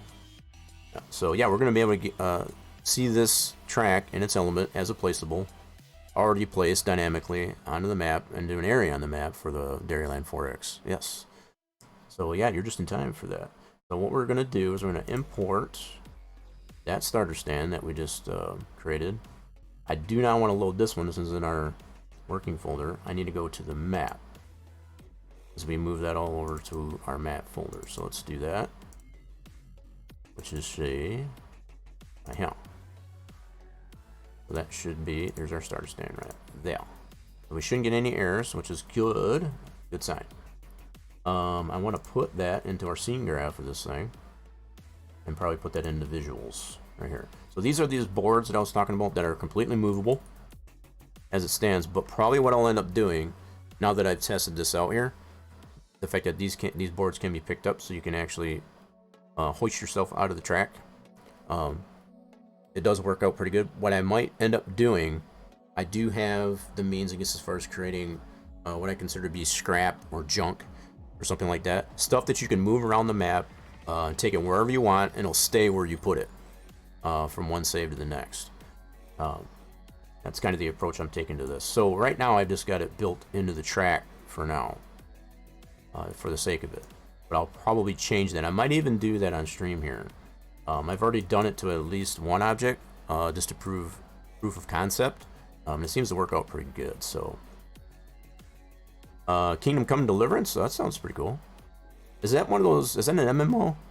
RPG? I think I've heard of it, but I don't think I've actually played it. What I have been seeing quite a bit on Twitch, and I'm sure some of you all out there have too, is Hogwarts Legacy, and it's just, I'm tired of seeing it. I'm gonna be honest. I mean, it's a pretty game. It's a pretty cool graphic game, you know, as far as the gameplay of it. I'm just tired. It's about every other channel that I go to, that's all they're playing, and I understand. It's a big, you know, it's a very trending game, but I'm tired of seeing it at this point. I don't want to see no more. I want to see something else. This is why another reason why I'm kind of changing it up here on the channel. We haven't been able to do a Spline Design Studios Saturday as far as in quite a while, and I think it's kind of fun. But how's the gameplay going with the Kingdom Come Deliverance? And give us a little bit of insight for those like myself don't know a lot about it. All right, so now that I got our starter stand in here, I need to put this into our visuals, like so. And I'm gonna move this up to here. There we go. Because these boards, like I said, I probably won't leave those in here. I'm gonna make it as a separate, not necessarily a placeable item, but it'll be an item that's in the map. And they're gonna load in dynamically initially, but you'll be able to move those around. It'll be pretty cool. It's a medieval story game. It's really hard, but really story rich. So it sounds like an RPG. Kind of on the edge of, I guess, as far as an RPG. RPGs are kind of fun in that regard. Okay, so we got our stand in here. Now I need to do an interactive placement. That's what I need to do. We need to put it right down. All right, so we got to adjust it here a little bit. So we want to put it on our start finish line, which is over here. Right over here. So let's bring this over. And we need to adjust the height and all that stuff to it. So yeah, this is going to be pretty much the premise, as I mentioned at the start of stream, that, you know, what we're going to be divulging in here is just adding items, I guess, as far as to our track. And these will all load in dynamically. So everything that I'm applying in here is actually going to be on the track once we load it in the map. So that's going to be pretty cool. Hopefully you all will stick around, I guess, as far as to see that. Because that's kind of what we like to do here on Saturdays, as far as you know, kind of see the fruits of our labor in its element, actually usable and all that good stuff. So there's our starter stand. Nice. Yeah, I am going to be changing this logo. I already adjusted that texture that I already previously showed. I need to back this up. I need to resave this as a template, so let's do that first before I forget. Yep, so let's do this as a PSD. And I want to overwrite this guy, yes. This way, somewhere down the road, if I want to tweak on this texture and add something to it, take it away, move one of the logos, whatever I want to do, I have that as a template. It's a story-driven open world RPG. Yeah, so RPG, that it immerses you. So you copied that off of the description of the game, didn't you? You play as the blacksmith's son that works himself from peasant to a knight. Nice. That's pretty cool. So I'm assuming you're able to upgrade yourself, I guess, as far as the blacksmith's son, to kind of, you know, as you venture, you know, you get new weapons and armor and all this type of crap. That sounds pretty cool. Pretty cool stuff. So there is some reward, I guess, as far as for advancing as far as through the game. Much the same as like Hogwarts Legacy that I was explaining earlier. So that's pretty cool. So everything is updating on that. We're still holding strong. We're closing in on an hour and a half in the stream. We did get quite a bit accomplished, I would have to say. Yeah, I got our starter stand here, but I was talking about this wall logo. So I do have that texture, and we already made the DDSs for those. Yep, so that's one there. I don't know what I want to put on here yet. I'm kind of almost thinking maybe putting the cow heads kind of in a pattern on here. I don't know yet. But on this one, okay, that's the diffuse. This is the template. Yeah, so that's the template, and then this one is the other diffuse. This is what's going to replace what's here by the starter stand. Right here. So, we already got those textures replaced, so what we'll do is actually bring those textures over that we created not too long ago. We'll copy these two over to our map folder. In here. We don't need this in here. Whoop. We can take this out now. We already got it into our track. We don't need this in here anymore. And we're going to replace these two wall logo diffuses. Yep. And then we can reload our track. And there's our new textures. Voila. It's actually off center now that I look at it. So I might adjust that texture just a little bit so we can center cowhead onto the start finish on the line itself. That's something I might have to do. Alright, so over here we had originally the NASCAR Winston Cup Series. So we just got this as just blue for now. Actually, let me adjust the light here. But it's just blank, the Dairyland blue for now. Let me see here. Where my light at? Give me my light. Give me my light. Cool. Alright, so I'm going to shed some more light in that corner. Like that. Cool. Yeah, just to show, I guess, as far as it is, that Dairyland blue is blank for now. Not 100% what I want to put on there. I don't know if I just want to put the Dairyland Speedway text on there or whatever. We already got it over here. I didn't really want to have to duplicate that. We'll see. Play around with this. I do want to adjust this one for sure. It's not 100% centered. So yeah, let's do that. We got our template for that. We're gonna adjust this. You just got to where I got steel plate armor and get your lifeline in the game. Otherwise, you get wrecked by everything. I can imagine. The fact that you're a blacksmith's son, I would expect nothing less, I guess, as far as to have access to different types of armor. You know, being a blacksmith's son. Alright, so we got this all in a layered template. So really, all I need to do is slide this over this way. As you can see, if we load up our track again, it needs to go this way. You kind of get this centered up on that. So we got plenty of room on this texture to be able to do that. No problem. You can tell it's kind of off-center here too. It's a little bit wider on this side than it is this side, so that makes sense. Well, as a peasant, you have no skills. So you start out that way.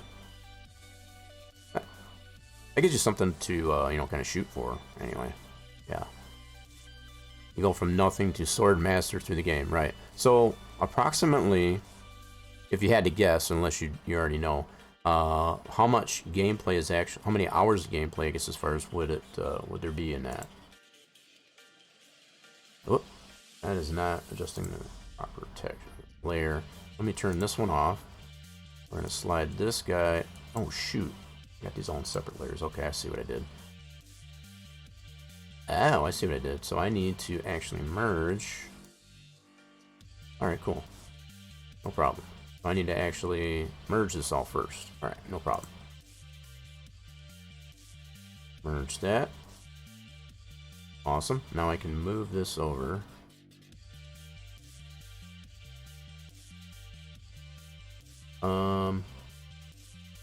You know what? Hold on a second.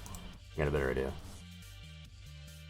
I got a better idea. So we're going to take this. Where is the main? Okay, that's this one. Okay, got it. I need to move this over like this.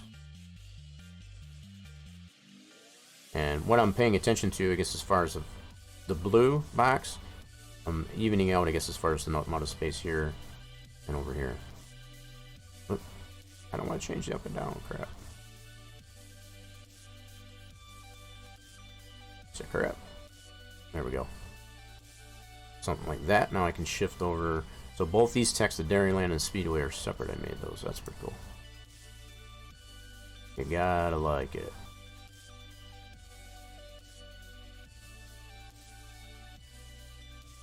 Gots, I love it. I'm gonna put the Y pretty much right over the cow's head. That should pretty much center that. That way you got about the same amount of letters on each side of that. That's pretty cool. And then the Speedway text. Slide this over this way. Something like that. Sweet. Go from, so 130 hours plus all the DLC. Holy smokes, that's a lot of hours. Ton of content. So it sounds like one of those games like Final Fantasy and such. Kind of along the same lines. You get a ton of hours of content in there.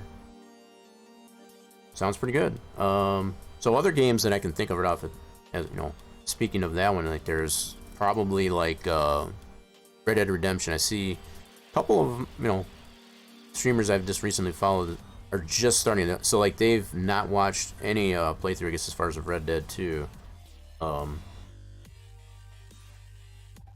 You know, since it's been out and all that stuff like that. And there's a lot of people that are doing it. I've probably amongst the same.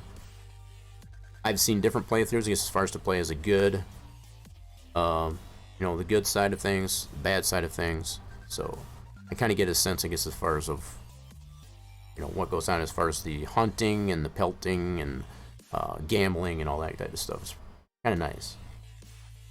Tons of content in that one too. There's probably a good 100 hours or so, plus the DLC with that one as well. Gotta like some of those games like that. It's pretty cool stuff. All right, so we got this adjusted. Wait, did I already flatten that? I guess it did. Oh, wait a minute. That was this one. Don't mind me. All right, so yeah, this is one here. So this is the one we adjusted. So I need to bring this back on. Cool. Nice. All right, so let's go ahead and layers, merge, flatten that one, and then we're going to copy this one and paste it over this one as a new layer. So there's our adjustment. So you can see how much that shifted over. Okay. Now if we do layers, merge, flatten this one here, say this is a new diffuse, PNG, right into our working folder here. That's going to overwrite this guy. And we'll have to make a new DDS of that. Now, the other thing I want to do, back this one back up. Yep, so we got our layers back, cool. Now I need to make a new DDS of this guy over here. So I need to take out, that's wall level 1. Yep, this one right here. So we need to remove this guy and make a new DDS for that. Cool. So we got our trusty dusty texture tool. Go to this one. This is the new one we made. Spit that one out. That's gonna be really quick. Yep, pretty small texture. Supposed to be a realism medieval game. You need to eat and sleep. Oh wow. So is there like a permadeath to it? So like if you don't eat or if you don't treat wounds and stuff like that, do you die? Inquiring minds, I want to know. Alright, so this one here, we want to load into our map. So let's bring that over here. Paste. Yes. And then reload this up here. So this should shift over this way. Like so. And that's exactly what I was hoping it would do. So now we're centered in the starter stand, the cow head, right down the middle. As far as right. So we're equal, I guess, as far as we're on the start finish line. That's what I was going for. Awesome sauce. And it's got all the texturing of the actual wall onto it as well. So can't really tell there, but if you zoom in on this, you can kind of see it's got all the texture, I guess, as far as to the wall, as far as all the little pits. All the seams, I guess, as far as for each individual wall section and such. It's got that all embedded into that. So there's that. And then it's the same thing with this one too. So as far as the color y'all give me an idea, I guess, as far as what we should put on this one. What do you think would look good on that? So that's in regards, I guess, as far as to this logo over here. And just to give you some insight, what was on this previously, let me see if I can bring the, here's the template for it. So just to give you an idea of what was on here previously, was that. This is what was on it previously. So if y'all have any ideas of what you would like to see onto this new texture for our Dairyland Speedway, you feel free to tell me. I don't necessarily want to duplicate what we've already put on this one, because that would be kind of redundant. We need something unique. So if you've got something that would be somewhat fictional, you know, not necessarily something real to life, you know, something fun, fictional, to put onto that this logo right here, to replace this here, what was on there from our previous build of North Wilkesboro Speedway for NASCAR Racing 2003, you feel free to let me know. You can turn it on. Oh, you can turn primitive on. Yeah, so I'm going to leave it up to chat, I guess, as far as what you would like to see on here. So if you come up with an idea, you feel free to let me know, and we'll see what we can do about it. Alright, so that's at least those two. This is, if nothing else, this is going to be a placeholder for now. So we got those two textures in place, as well as our starter stand. Okay. The other thing I want to bring in here, I had thought about bringing in the garage, quote-unquote garage, I guess, as far as that we did create for the North Wilkesboro Speedway. It goes in this cement slab right here. But what I think I'm going to do, just to kind of balance out and not add a ton of texture weight to this particular deal, is to actually use something that's already in the game. So I got a couple ideas. So we're going to see how this looks. One of the ideas that I had is to import one of the easy sheds. It's kind of a storage shed that Giants has already got in their store, I guess, as far as in the build. So we're going to try these out and see how they look. So I'll need to point to not the workshop. Yep, this one right here. So our game install. And we're going to look right into these fellers. I'm thinking either Easy Shed 2 or 3. We're going to try Easy Shed 2. The number 1, I think, is a little too small. But we might be able to put 2 of those. I was kind of thinking just one model, if necessary. So let's bring this guy in. So there's this shed. The only thing I don't like about this one is the fact that it's not open on both sides. That was the only thing I don't like about this one. So this is option 1. Would be this guy. And I can, if I wanted to, I guess, as far as to rescale it, to get it to fit the way we need it to, if that's necessary. But just to kind of put this in place. Shoot, now I think of it, we could probably put a couple of these in here too. I know the Easy Shed ones are even smaller than this. They're like a quarter the size of this one. So, just for some clarity.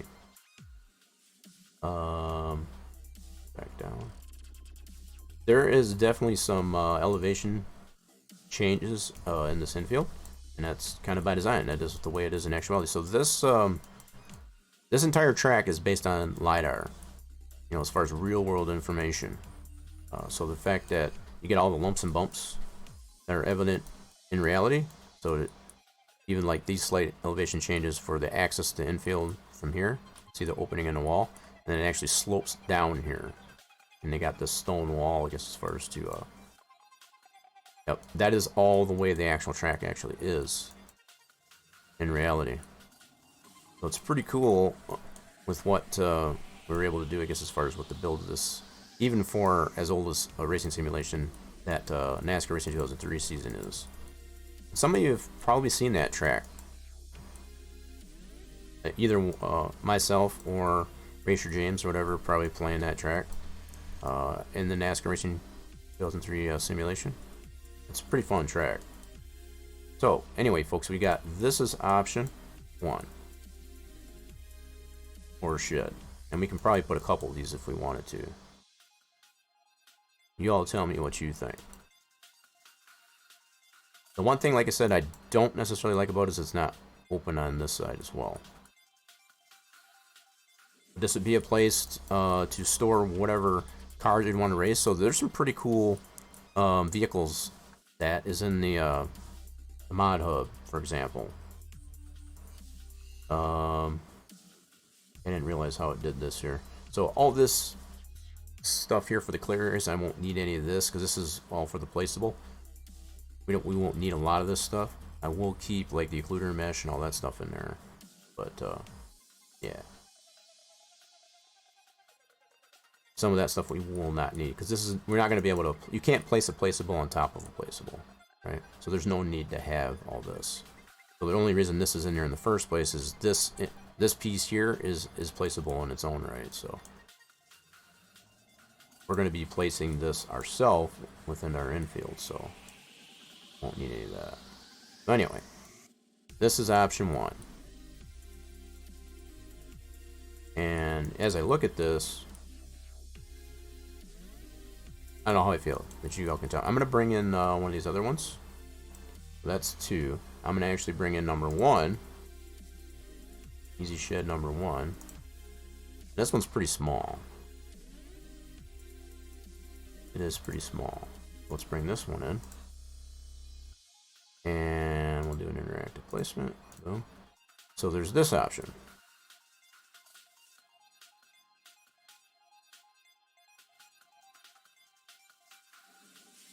We could do this option here too, and I could pretty easily just put this in a row.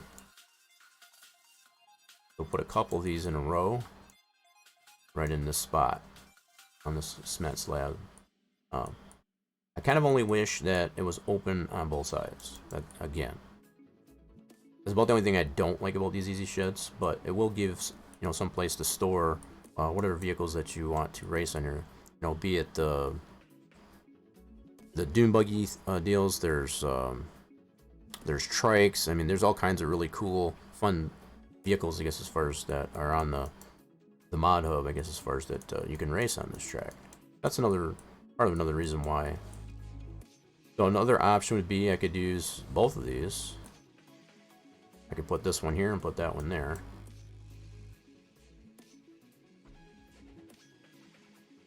Y'all gotta let me know, I guess, as far as what you think.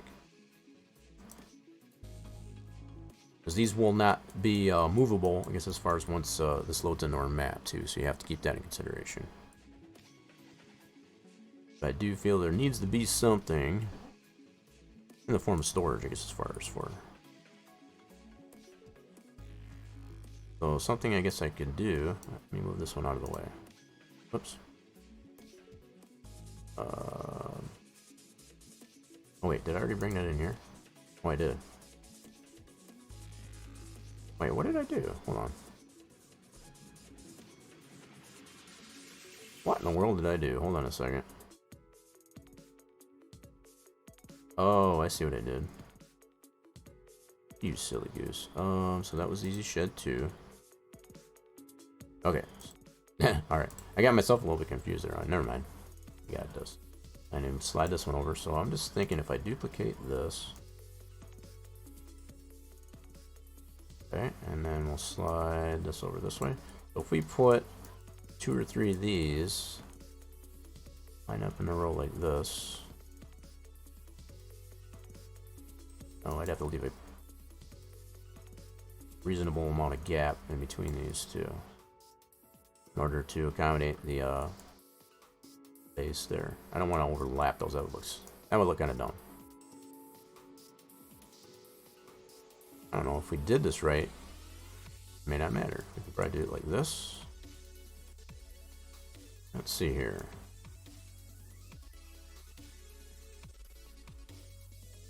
Okay, so if we did it like that, that may not look too bad. Wait. And we might even be able to get one more in there. This might not be a bad option, folks. Again, you all let me know. Whoop, I meant to duplicate that first. Whoops. Let's duplicate that first. So the other thing I want to put into this thing are some billboards, which I also have that loaded up to be able to work on here too. Oh,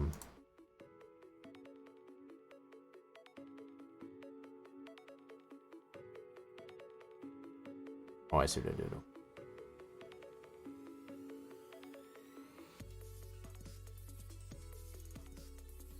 Oh, I see what I did. Okay, cool. Just making sure everything was still good. I thought I broke it. Thought I broke it there for a second. Okay, we're Gucci. All right. Anyway, so we do have. So this is what I was figured. So these are already in at least Elm Creek that I know of. They got these types of billboards. So it's a 3 meter by 2 meter type of billboard. You know, pretty decent size. And I do have a model for that too. This is something else I need. I need viewer choice, I guess, as far as what we want to put on that billboard. Besides this, I was thinking kind of like a support your local dairy farmers instead of just local farmers, and then also probably put the Dairyland cow on that somewhere. That's kind of the mascot, so I feel like it's got to be in and around, I guess, as far as the map, as much as we can, right? It's kind of my thought on it, anyway. All right, let me check some things here. I think we're still good to go. We're still solid. Nice. Okay, I can close some stuff up here. I had some tabs that I was lurking in. Trying to give myself some options, I guess, as far as for once. Oh,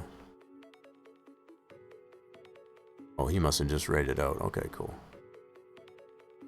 Still showing live, but he's actually not there anymore. Okay, cool. So just checking some things out. Anyway, yeah, y'all feel free to let me know what you would like to see on this wall logo, as far as badging or decals, and also this billboard.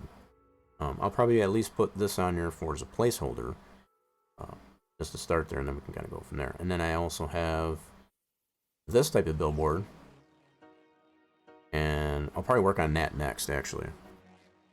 It's got a little bit more going on to it. It's got a glow effect to it that I need to probably adjust. So the way if this works like I'm thinking it does with other signs that light up automatically when it gets light out, yeah, I got some work to do on that. Okay, so we didn't finish putting this in place. Let me get this last one here in place, and we'll kind of move on to that billboard object.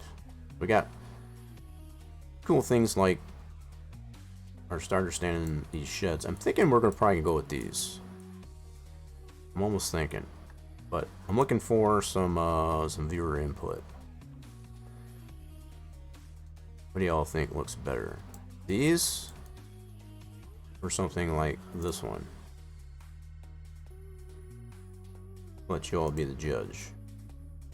I can always bring this back in too. I'm gonna actually take this one out for now. I can always bring it back. I could probably move this over just to kind of center it that more on that concrete pad actually too. I'm not disliking this actually. I'm putting aside the fact that I don't care for the fact that it's closed on this side. I would like it more like a pavilion type of thing where it was open, but this wouldn't be a terrible option, I don't feel. I think what I want to do though is slide this down a little bit more this way. Yeah, let's do that. Let's do that. Actually, we need to start with this one. We'll slide it down this way. Oop. We got that little bit of elevation change here too, so I take that into account. Let's put it right on the edge of that, like so. Cool. Alright. Butt these back up side to side.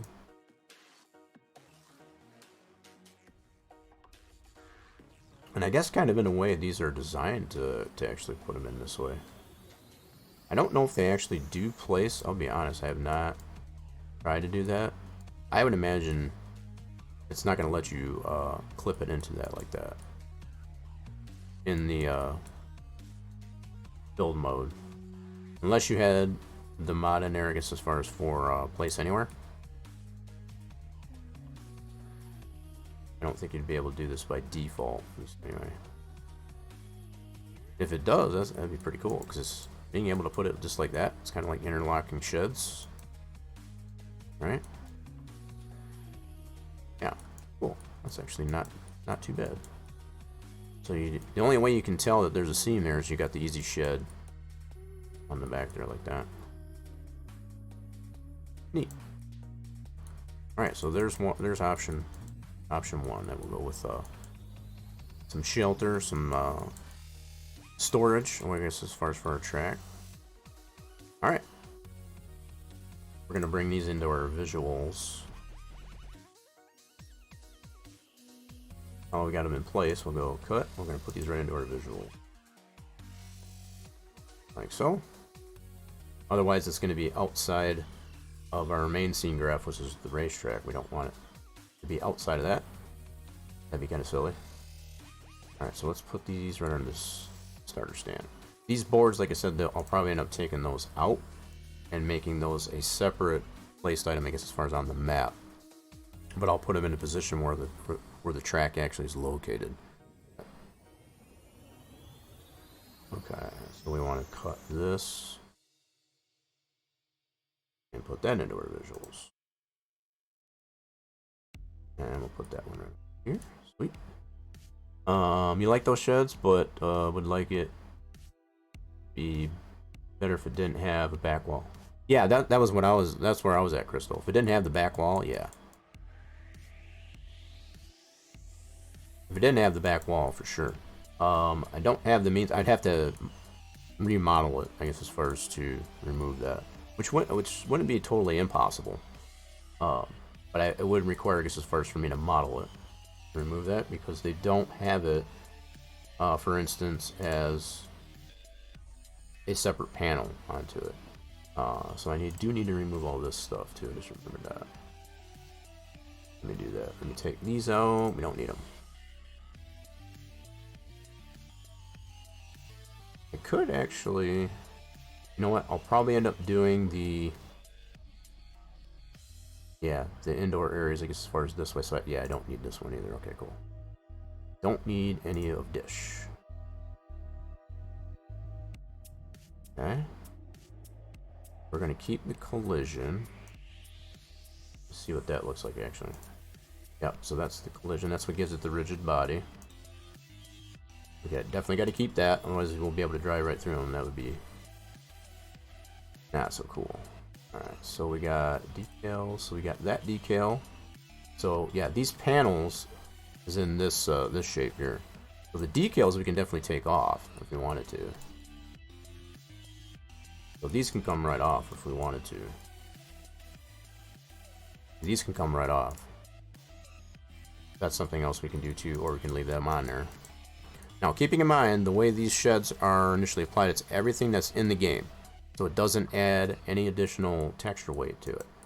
And that's kind of the approach I was trying to take with this, is to balance out not creating the models. So if the model is already there and it's already feasible, if I don't have to edit it, that's even better. It's gonna keep it optimized. So what would be neat? First, to leave the logos off. Is that what you meant? I do need to keep these snow planes on here. Yep. But when it snows, we want the snow actually to be still on the roof. Yep. This is something that I've kind of complained about, as far as there is no information that Giants has provided to create these fill planes, I guess, as far as for snow. So the approach that I've been taking for having something show on the roof, this goes back to when I submitted my potato production to the official mod hub. I at least put the frost on it, so when it gets to a point where it gets so cold, the roof will actually frost. But Giants also required me to actually put this. So all I did, I kind of fudged it a little bit, is I took another barn or whatever that had, you know, a reasonable slope to it, and I applied that one to my potato production. But when you've got something as offset as this one, for example, you would have to create that custom. And there's no information that they've provided, I guess, as far as to how to make these snow planes. And they fill up, so as you get more snow that falls, this will actually fill up to its maximum. So it'll start off a little bit at a time, and over time, as it snows, over time, this will actually fill, just like a trailer, for example. And then it melts out. Why is this crooked here? I just noticed this was off center here. What the heck happened here? What in the world? How'd that happen? I guess I'll have to fix that. Oh, driving to the back wall? No, that would be silly, in my opinion. It would be okay, I guess, as far as if I made this. So if you have a visual wall, this is the way my brain works. If you have a visual wall here, you shouldn't be able to drive through it, right? But if it was removed, then it would make sense. You would be able to go, you know, from one side to the other. But yeah, definitely if there's a visual wall here, if there was no collision, that'd be silly. That just kind of that just triggers my OCD, I guess, as far as super bad. I don't know how this got off center here, but I need to fix that. Notice that. So this one's fine. Somehow this got set off kilter here, so I need to fix that. Is that on this last shed? That's the last one here, yep. Alright, let me go ahead and cut this. And put that into here, yeah. Did I put that in the right one? Yeah, I did. Okay, so maybe once I put it here, does it actually line it back up? No, it does. Okay, so it must have been because that was weird. That shouldn't be offset. Oh, it is offset, that's why. Oh, crud, I didn't realize that was like that. Okay, that understands. That actually makes more sense. Usually you want to have this main train. I did not realize I didn't have that all set to 0. Son of a gun, anyway. That super sucks. I wish I would have remembered. I wish I would have noticed this wasn't set to 0.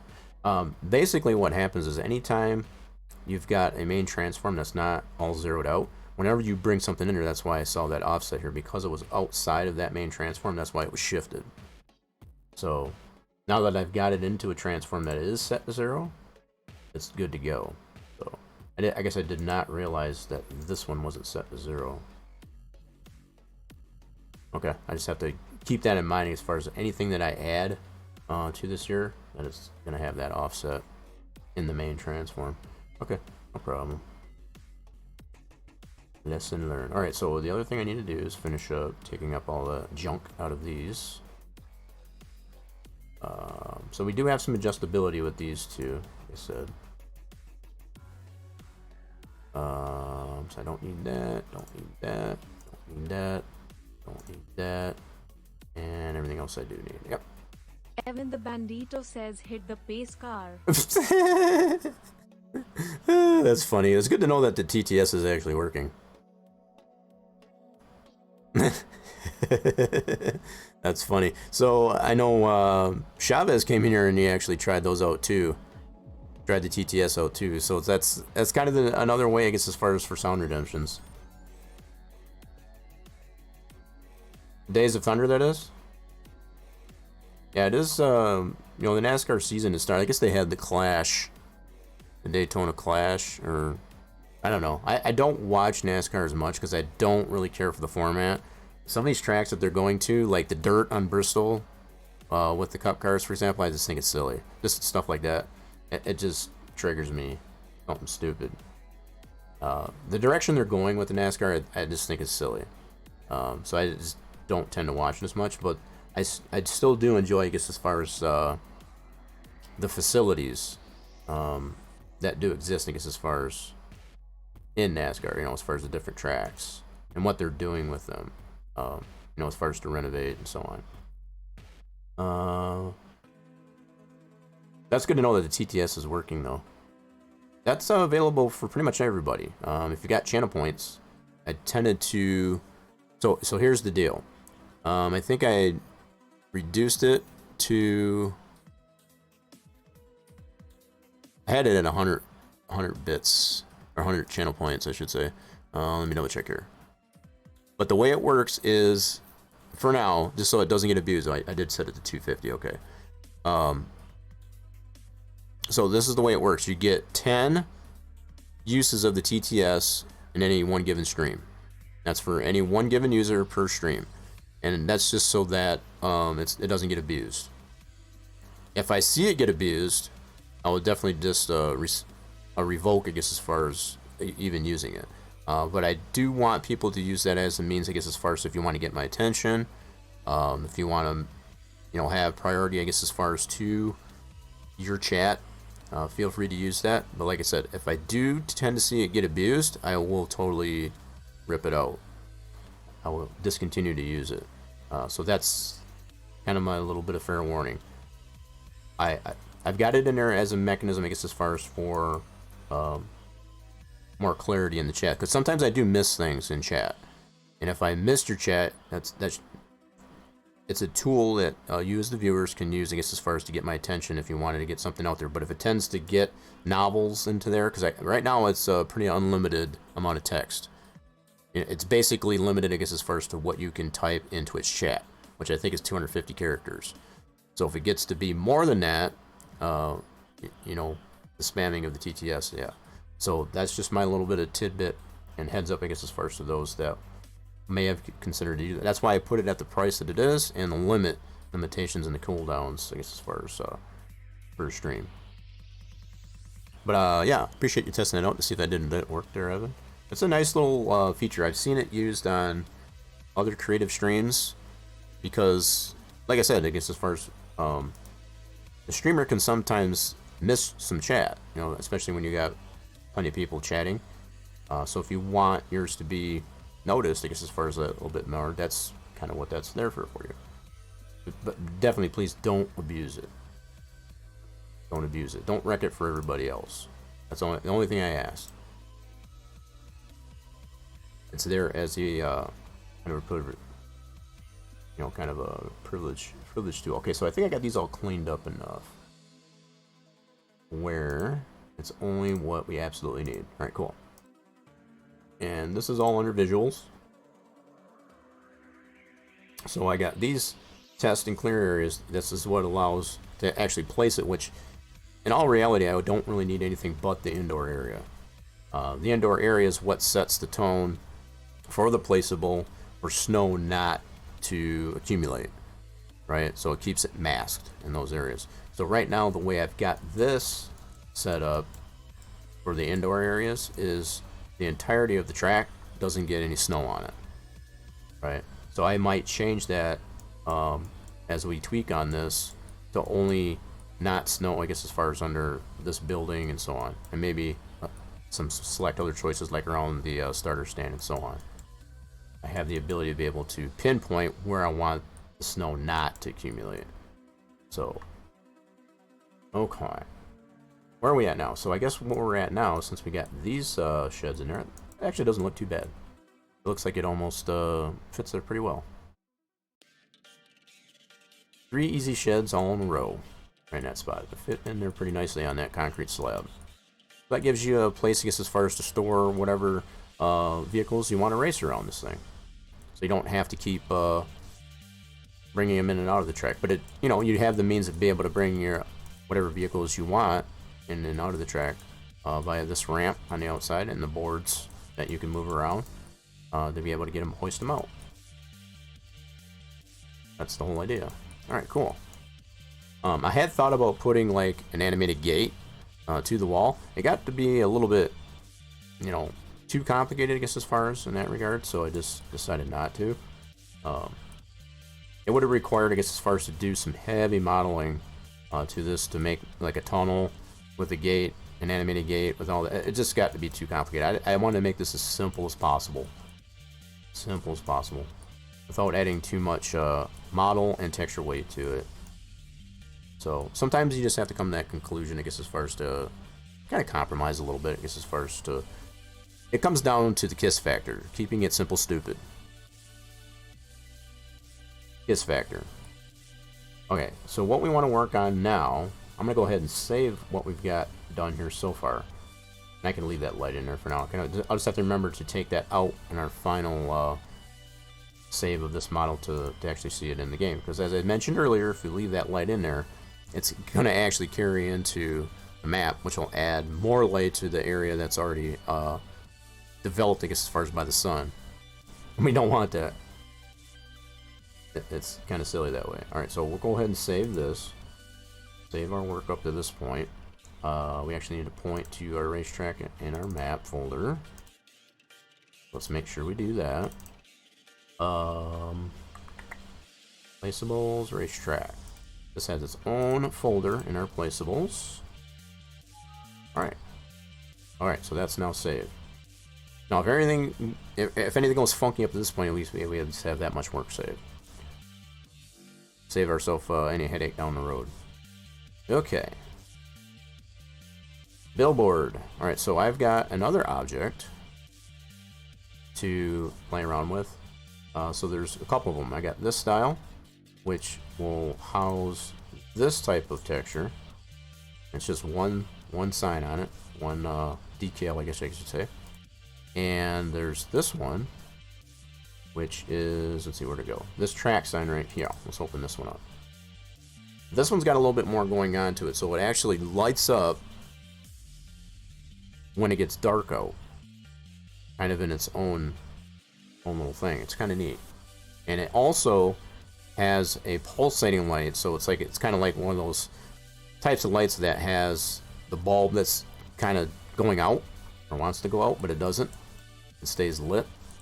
So it's got that going on with it. So this is the lit stage. So if I go through the decals here, just gotta remember which one was which. So that's those on the bottom. Right now I don't have anything on these two.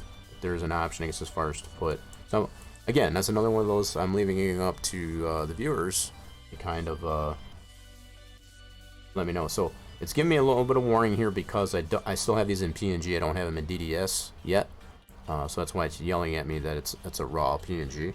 So we'll have to, much the same as we've done with our starter stand and our wall texture, we'll have to create a DDS file based on that texture tool so that we don't get that anymore. So it's nice and optimized. So that's that one. So this one is one of the glows. So if I turn that off, you see that's where it's not lit. This is during daytime, right? And at night, it turns glows. And then there's also another decal on here that actually will pulsate. It's not going to do it in the editor here, right? So we'll be able to test this in the game, see how this works. But it's actually a pulse shader on it. So it's the same as this one here, only it'll pulsate. So it makes it look like there's a bulb on the verge of burning out. That might be kind of cool. And this is based on something that's already in Elm Creek, I guess, as far as for Farm Sim 22. I'm just repurposing it, I guess, as far as to make it a sign for our speedway. So the way I'm going to orient this is what I thought about. So the way this particular sign is oriented from where I snagged it from, they have this side facing the road, and this side faces the parking lot, right? So probably the way I'll orient this is to put it onto our track on this end. So there's a road that goes on this end of the track that's placed in the map. So on this end of the track, probably on this end here, I'll have the sign facing the glow side facing the road.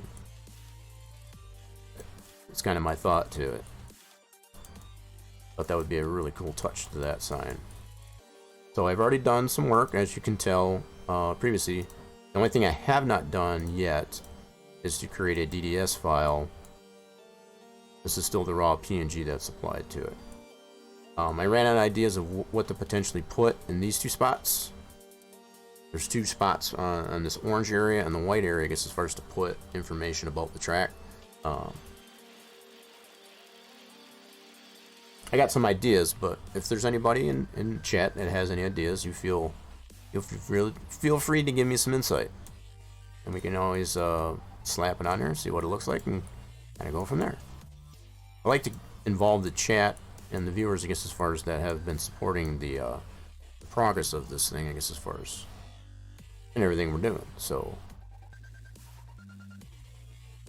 okay, now I need to create, so this is our template, just to kind of show you where we started from. I got these all in layers.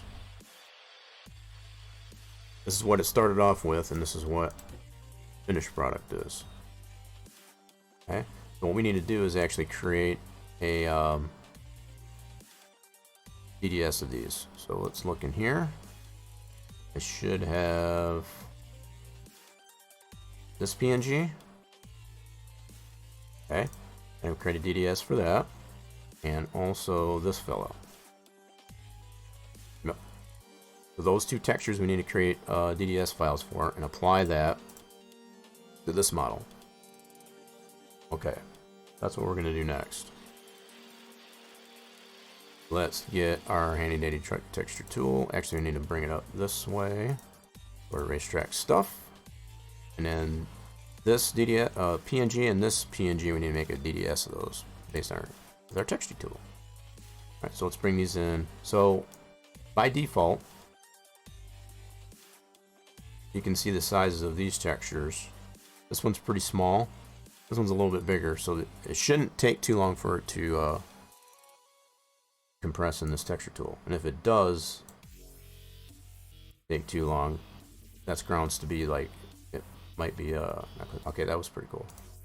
That chunked that out pretty good. So there's that DDS, and then this one here.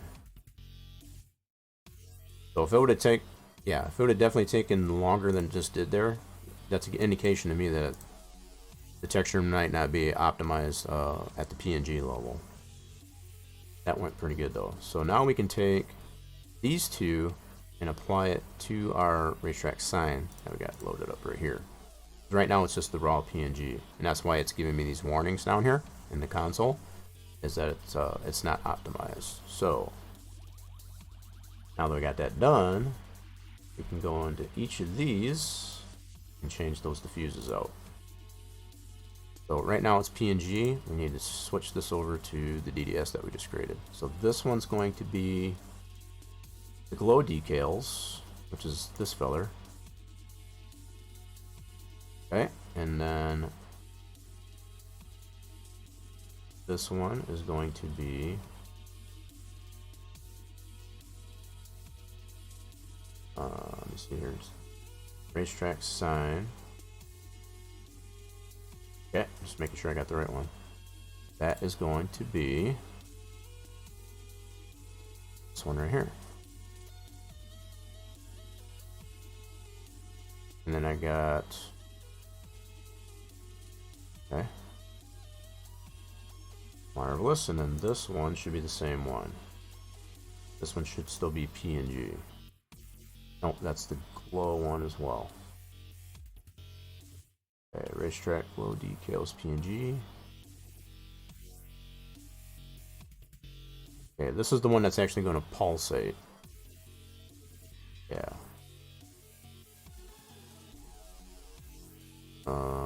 Just making sure I'm doing this right. Okay, glow decals, like so. Yeah. Alright, cool. I think we're good to go. So at this level, yep. Okay, just making sure that it did apply the appropriate ones. So that's this one. That's our main diffuse. So that's the one that it doesn't glow or anything like that. And these are the ones that will glow, which is the glow decals. Yep. Sweet. So I think we are good to go.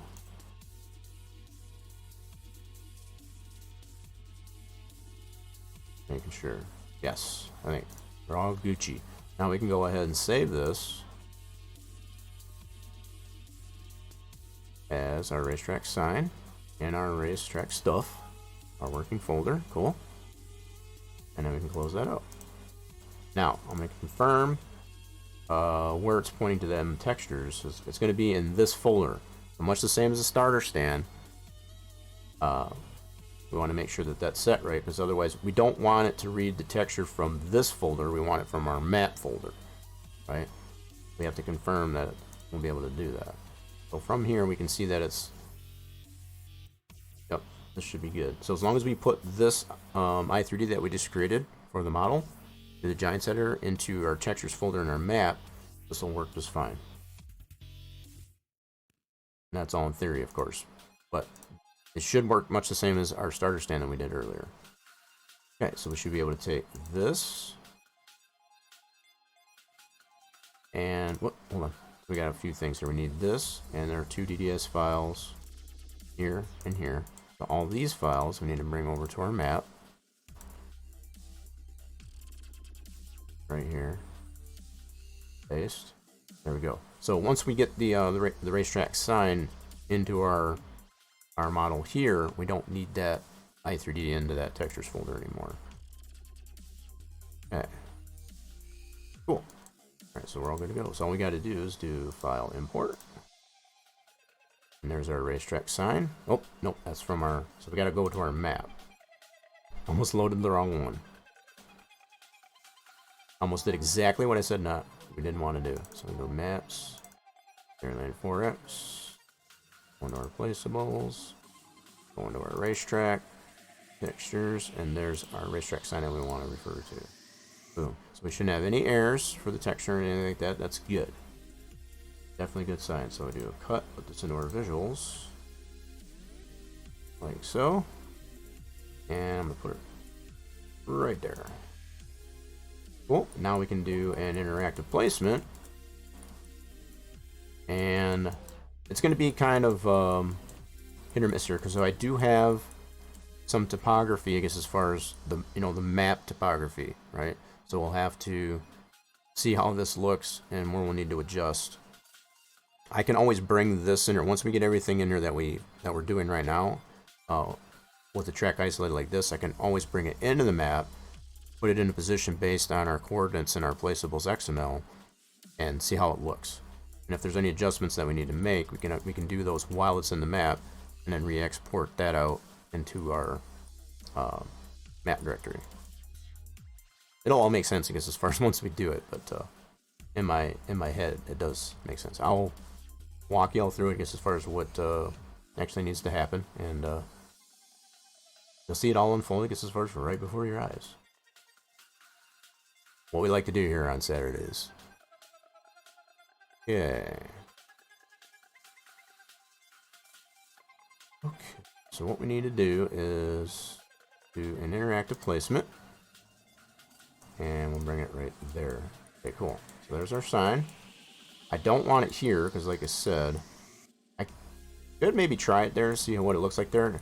Because I know this for sure does have some bushes that I implied around the track, as far as based on the map topography. So the side that glows should be this side. Let me take this slide off for a second. Yeah, let me remove this light for a second. Yep, so this is the side that glows. I want to face that towards the outside of the track and face the road. Yep, so let's do that. We need to spin it each way. There we go. So now this sign will light up outside the track, facing the road.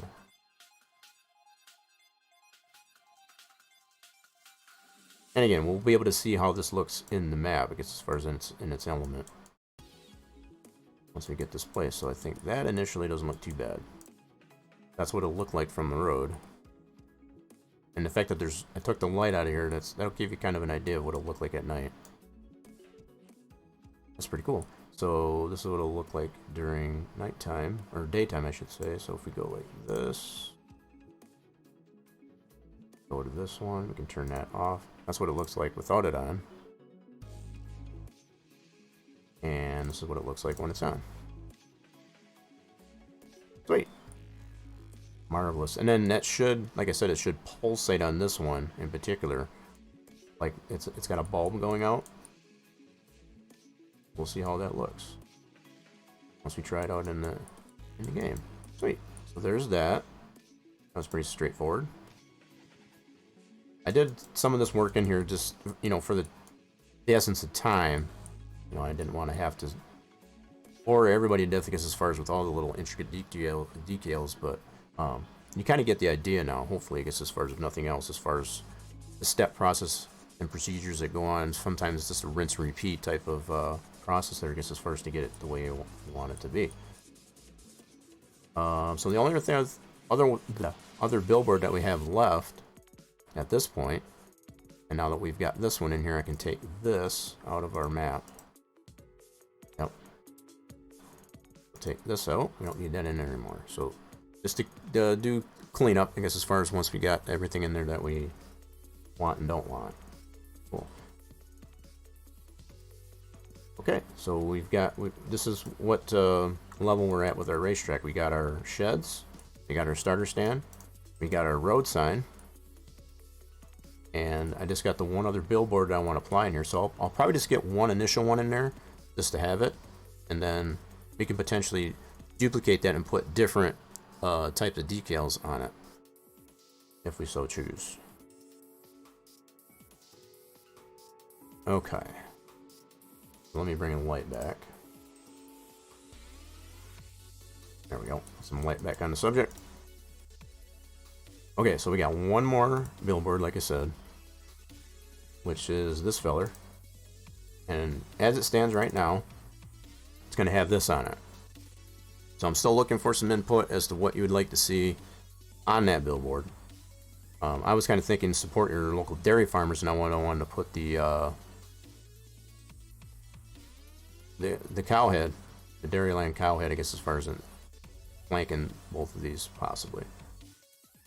That was kind of my thought, just to kind of make it different. I've seen a lot of those types of signs with the support your local farmers on Elm Creek Mac.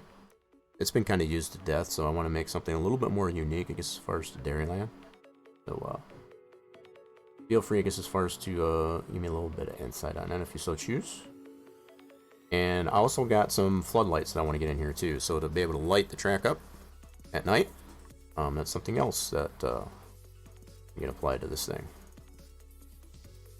Okay.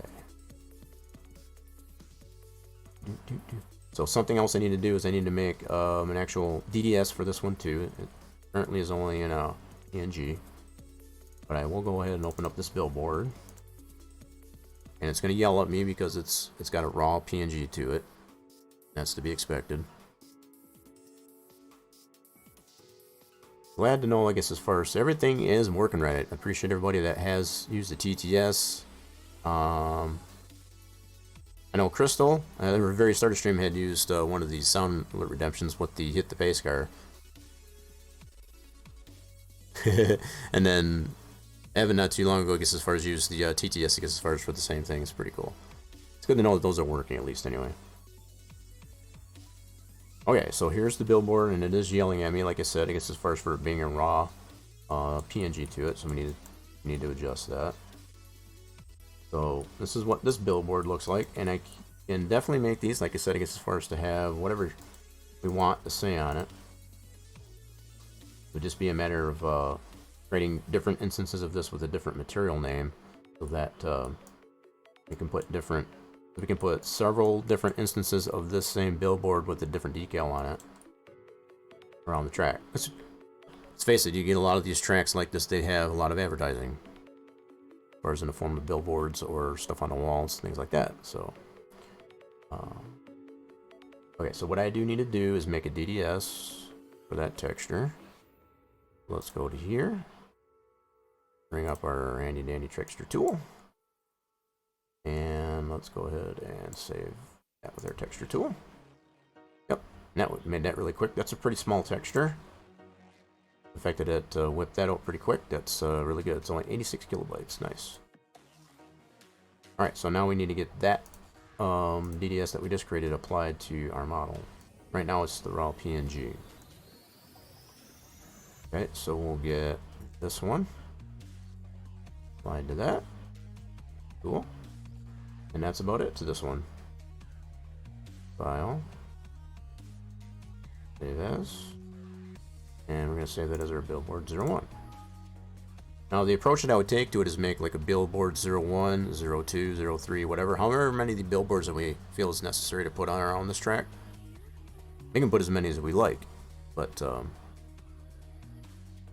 for now we're just going to start off with billboard 01. Okay, so that one's done.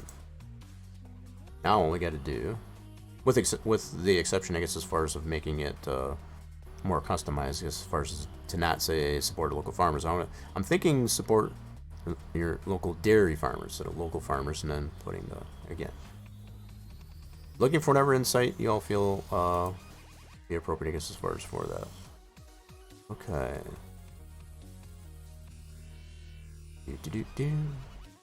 Alright, now that we got that saved, I need to confirm in here, just like we have been, I guess, as far as that. It's still showing PNG, I don't know why. Interesting. Anyway, that is pointing, I guess, as far as to it.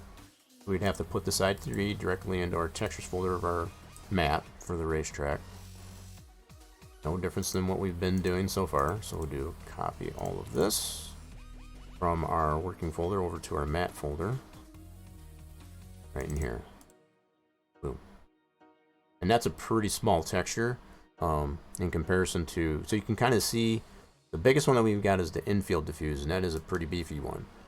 That's the biggest texture. So as far as texture weight, continuously hear me talk about texture weight. That's what I mean, I guess, as far as when I say texture weight. The bigger your texture is, and not just dimensional wise, but also kilobyte or megabytes or even gigs, I guess, as far as like that. You try to keep that as much to a minimum, but still maintain a certain level of detail without it making it too fuzzy or grainy and pixely, for example. This is a pretty optimized, so this is what would be considered a 4K texture, just to put it in perspective. So it is a true 4096 by 4096 through 4K, and this is the result that we get from compiling a mapped. So you have all the different levels at different distances of that main 4K texture at different distances. This is what we get. That's pretty doggone good. Now, when you look at a lot of other textures that are 4K, they're going to be way bigger than that. Way bigger than that. So I figured that this texture tool that Giants has provided is very good at being able to condense it down to a very reasonable size, I guess, as first, so that it's just not massive to the point. It just adds so much texture weight to the map in particular that it just makes it unplayable as far as frame rate loss and lag and so on and so forth. Yeah. Okay, so we got it in here, so now we just gotta get this billboard into our racetrack. So initially, since we got one on this end, I'm gonna put it over on this end. I'm gonna give this end some love. But we still need to get some type of something on here. I might even put a snappy little slogan over here or something like that up on this wall to go along with the billboard, for example. That's an option. All right, so let's go ahead and import that, and we need to go to our map folder again. So let's navigate over to our map, placeables, racetrack, textures, and there should be. Bring that right in. We should not get any errors, which we do not. That's good. And put that into our visuals. Voila. And then I'm going to put that one right behind that. And then we'll interactive placement over to here. And there should be. We're going to turn it this way. So I'll at least get this one in here initially, just as a placeholder. And we can always add more of these if we so choose. I'm going to put it, kind of somewhat line it up with this wall deco here. At least for now. Something like that.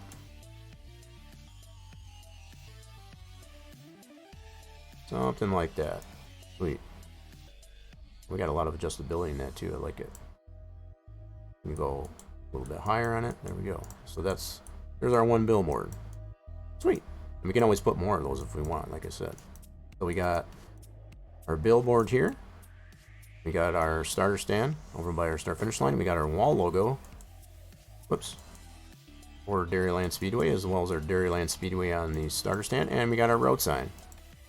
Not to mention our sheds. Cool. Awesome sauce. All right, let's go ahead and take this light out. And we'll get this saved up one last time. We're now to the point where we can actually check this out in the game. Alright, so let's back it up to this level. Save our racetrack. Awesome. I'll go ahead and close this out.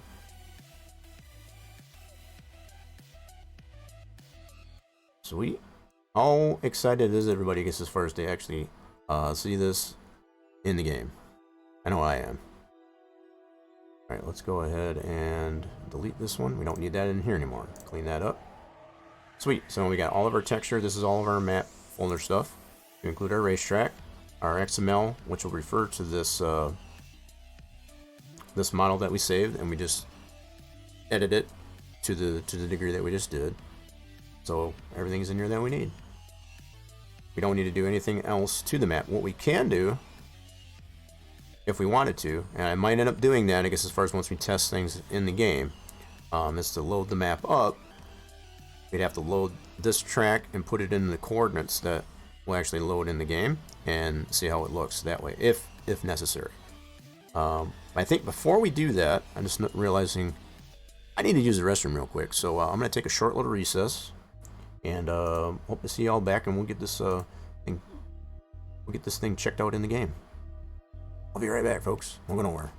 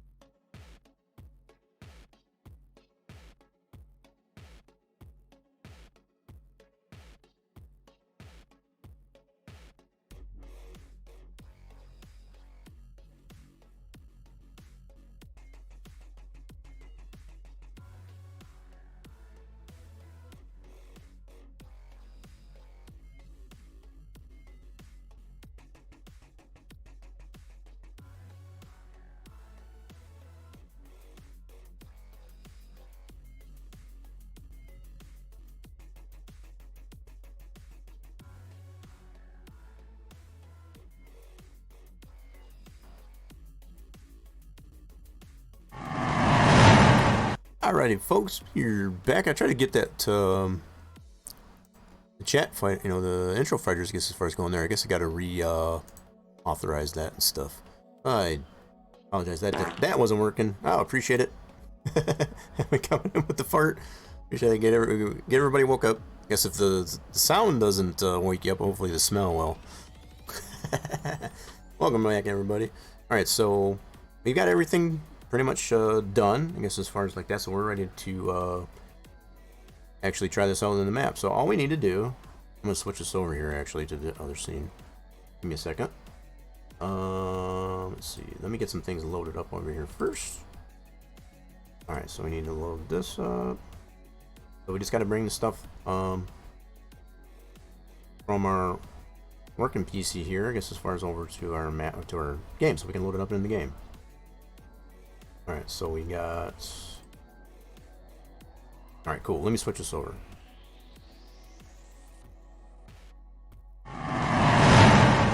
So, what we got here is our map working folder here. So we got to bring... This is where we've been putting everything as far as from our working folder. So we got our placeables folder, we got our racetrack. So all this stuff right here, as far as the i3D shapes file and the textures. Yeah. So probably what I'll do is just to ensure I got all the textures, bring them over to our map. I'll just copy these. Some of these we already got in there, but just to ensure that I got everything, I'm just gonna copy this all over. Select all, copy those, and then we need to bring those into our mod folder, I guess, as far as for our Farm Sim 22. Let's open that up in a separate window. 22 mods. There's our map and our mods folder, and I keep it unpacked just for this very reason. Okay, so we should have our racetrack here, textures. Paste those in there, and we want to overwrite everything that's already in there. Cool. So we got 16 items there, and we should have 16 items over here as well. Cool. So we've got the same textures, I guess, as far as in here over into our mods folder, and then we just got to bring over that i3D and shapes file. Okay, so we'll do that next. We'll just pretty much copy pasta, so we can get this tested out in the game. Alright, so here's that, and overwrite what we already have in here. Sweet. That's all there is to it. So now what you can do is actually load this up in the game. Let's check this out. Load up the game. And check her out. This is the moment of truth. This is where we get to see the fruits of our labor all come to be. So what I will probably want to test in here, a couple different things. We want to, placement of the items, how they are in the map, and so on, but also the fact that that one road sign has some glow aspect to it. We want to actually check it out at night. So one thing I did not get applied here, with that being said, is the floodlights. So I do have some lighting I want to put into this track yet, too. So that's something else we still need to do. So I guess I kind of jumped the gun a little bit, but at least we'll be able to see what we have available to us, I guess, as far as at this stage, without having the lighting, I guess, as far as to it. So that'll be fine. So let's load this up on a new save, easy farmer, or a new farmer, I should say, and load up our Dairyland map. So there are some other things that I have updated with this map since the last time we loaded it up here. One of which is a fenced-in area, lake area, that's on the east end of the map, much the same where the racetrack is located. So we'll probably check out some of that while we're in there as well. We'll probably have to cheat some money in, I guess, as far as so that we can see what's going on here. But I got the devlog up here because you can actually see how clean of a log it is. There's no errors, other than one so far, and I've pointed that out before, and it has to do with the animal food. It's always been that way with Giants, because as far as whenever you tamper with the default mechanics of how the animal food works, it doesn't like that. everything works as as I've tested it. Everything works just fine. But the fact that the way the game engine is designed, it doesn't like it when you step on, I guess, as far as the default mechanics of the animal food. So it gives us a warning. And it was much the same, I guess, as far as Farm Sim 19. Okay, so here we are. So some of this might look pretty familiar to most, I guess, as far as that I've seen. That this is some of the starting equipment that you do get, I guess, as far as in the new farmer mode. You do get a silo. It doesn't have anything in it, but you get a silo. One of the silo auger types, so it's got the auger to put it in, as well as to dispense it on the silo. I really like these types of silos. We have these where I come from, and they're pretty cool. Not necessarily Meridians. We usually have Brock silos and Sukup.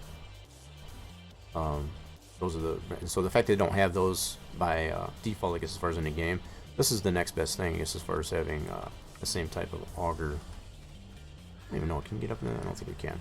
Never did try. Anyway, so what we want to do, one of the first things I need to do is actually turn off the autosave. Oh, I don't need to have that on during testing. Then we're gonna hop right on over to the racetrack. So I got an icon. You can hop right over there, I guess, as far as without driving there. Of course, you can always drive there. This is the fenced-in lake area I was speaking of. It can be bought, and it does have its own lake that you can draw water from. The fact that here's the thing: if you can get yourself over the fence, which is totally possible, I guess, as far as if you're crafty, you can have access to the water, right? It's much easier, I feel like, as far as just to go ahead and buy the land, so you have access to the gated fenced area, and then you've got not only access to that land but also the water.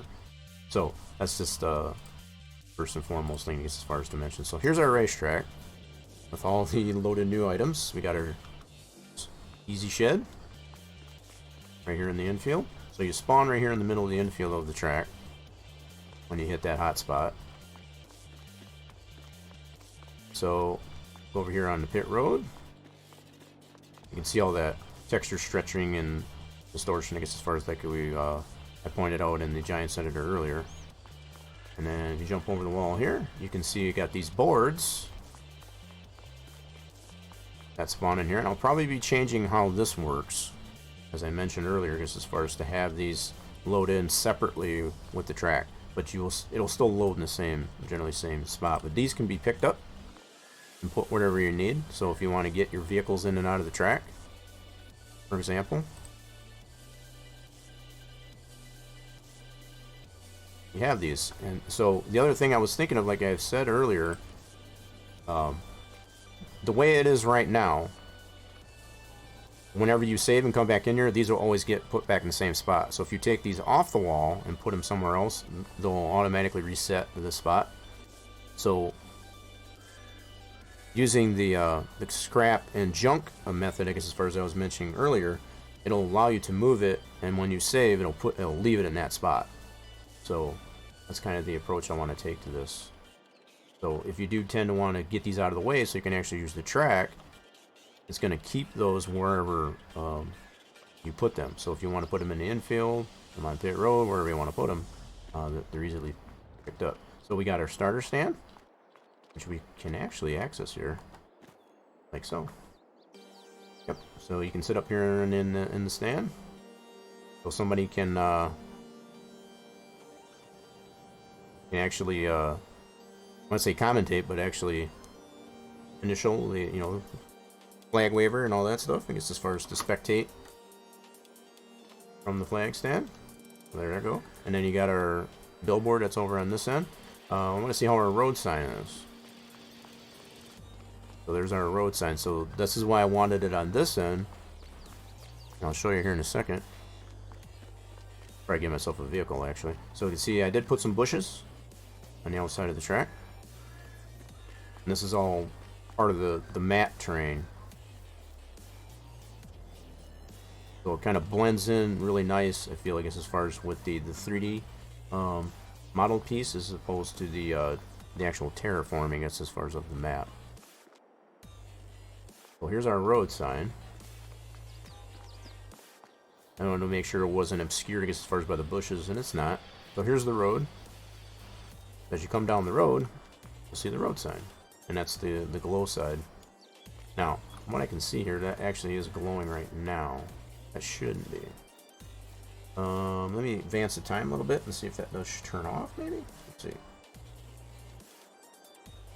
Feel that shouldn't be on. That seems to be on all the time. That's weird. So, okay. So it does glow at night, but what I'm noticing is it's actually glowing during the day too. I don't think that should be doing that. Shouldn't be doing that. Okay, so I might have to change some things in their sign, but pretty cool at night, I suppose. Let me slow that up again. This is what it looks like at night. I see it clipping on that one side there. There's what our road sign looks like at night. That's pretty cool. I don't know if the only thing I don't seem to like about it is the fact that it seems to be glowing during the day too. I don't think it's supposed to do that. I might actually make that visibility condition, I guess, as far as where the one decal only shows at night. Yeah, it's definitely still on even during the day. Slow that back up. Yeah, it's definitely still glowing. I mean, the fact that the direction of the sun, it may not even be that bad. Just as far as to leave it that way. Let's see here. It actually might not be too bad. Leave it like that. Makes it pretty visible, regardless of at night or during the day. Cool. All right, so that's turned out pretty good. And you got some natural foliage, I guess, as far as along the outside of it too. Kind of blends in really nice, I feel. Yeah, so the more I look at this, I was mentioning earlier, just as far as to take off the Easy Shed signs, I might actually do that. I don't know if I like the I might leave one of them on, just on one end, but take the other two off. That could be an option. I know I got that adjustability for sure. I totally got that adjustability. Alright, cool. But anyway, these should have collision. Nice. Let's actually get ourselves a vehicle. I'll spawn the store over to here. Oh, that's gonna be under the. Better not put it there. That's gonna spawn the stuff under the track. We don't want that. That would be bad. All right, so let's go out here, and I can actually show how this works to be able to get the vehicles in and out of the track too. So let's do that. Let's put store right out here, and let's just get ourselves pickup. I don't have any other really cool. I could actually bring one of these in. Let's bring one of these in. This will be fun. Yeah, let's do that. This will work. Let's see. Y'all should be getting game sounds, hopefully. Definitely let me know if they are too loud or not loud enough.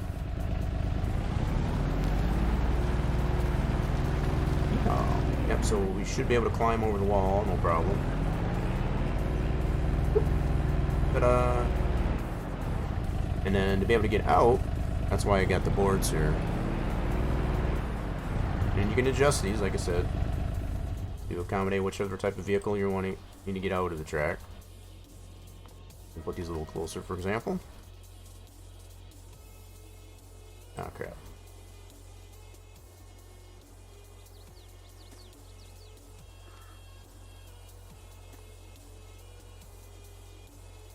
Let's try that.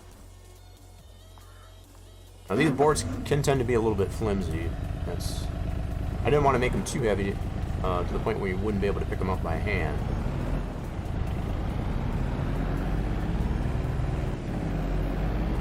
That didn't work out too well. Okay. Probably need to put them a little bit closer together. This is a pretty narrow vehicle. And that's why you got this adjustability by being able to move these around.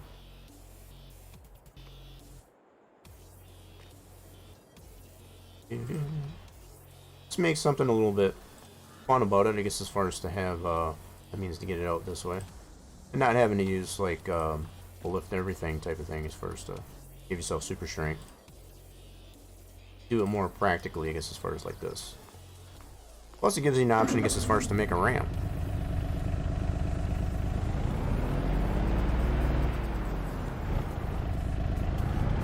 Might have put those a little too close together, maybe, at this point. Ta-da! Just like that. Alright, cool. Let's go over this, head on over to this fenced-in lake area. Check that out for a second. And those game sounds just a tad. This is the driveway. Goes into the racetrack. Gravel road.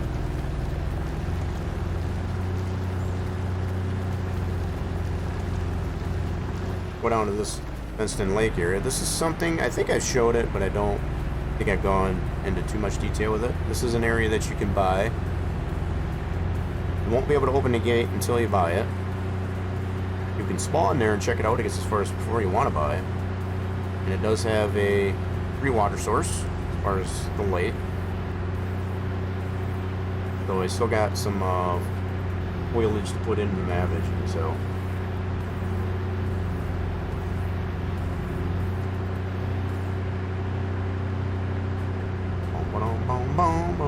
Ooh, that was almost a jackpot. I saw that out of the corner of my eye. Alright, so here we are at the fenced-in lake area. And like I said, if you're creative and you jump over the fence, like so, you can get your vehicle over here. You have a free water source that is totally available regardless if you buy the land. I can kind of demonstrate that, I suppose. So we got it's a decorative dock out here, and just to keep in mind that all this that's in here, less the trees, is saleable to include the actual fence. So if you want to open this up here and not have the fence and the dock there on the water, or even this little play set here, you can totally sell all that. You don't get anything for it, but kind of way it's designed. So I think what we'll do, just to kind of test this out here, I'm going to put the store over here.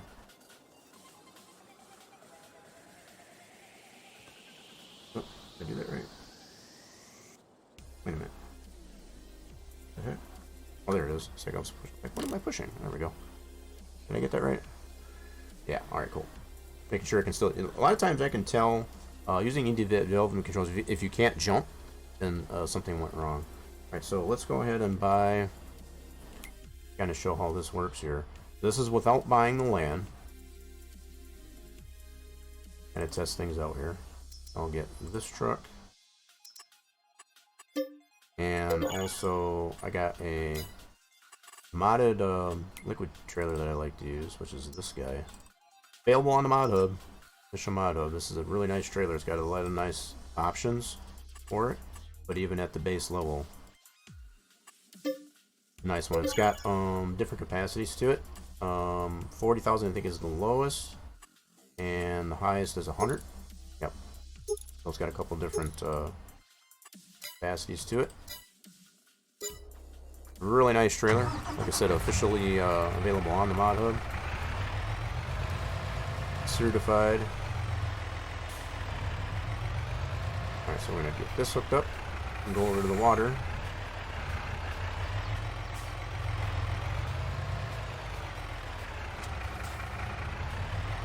And just like all the water, bodies of water that I got on this map, you cannot drown. Cannot drown.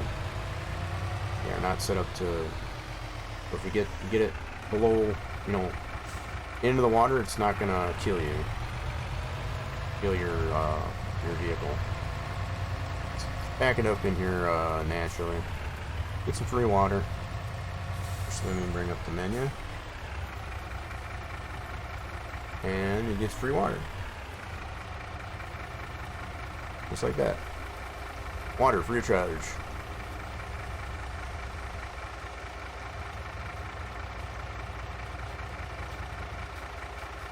And that's without buying the land.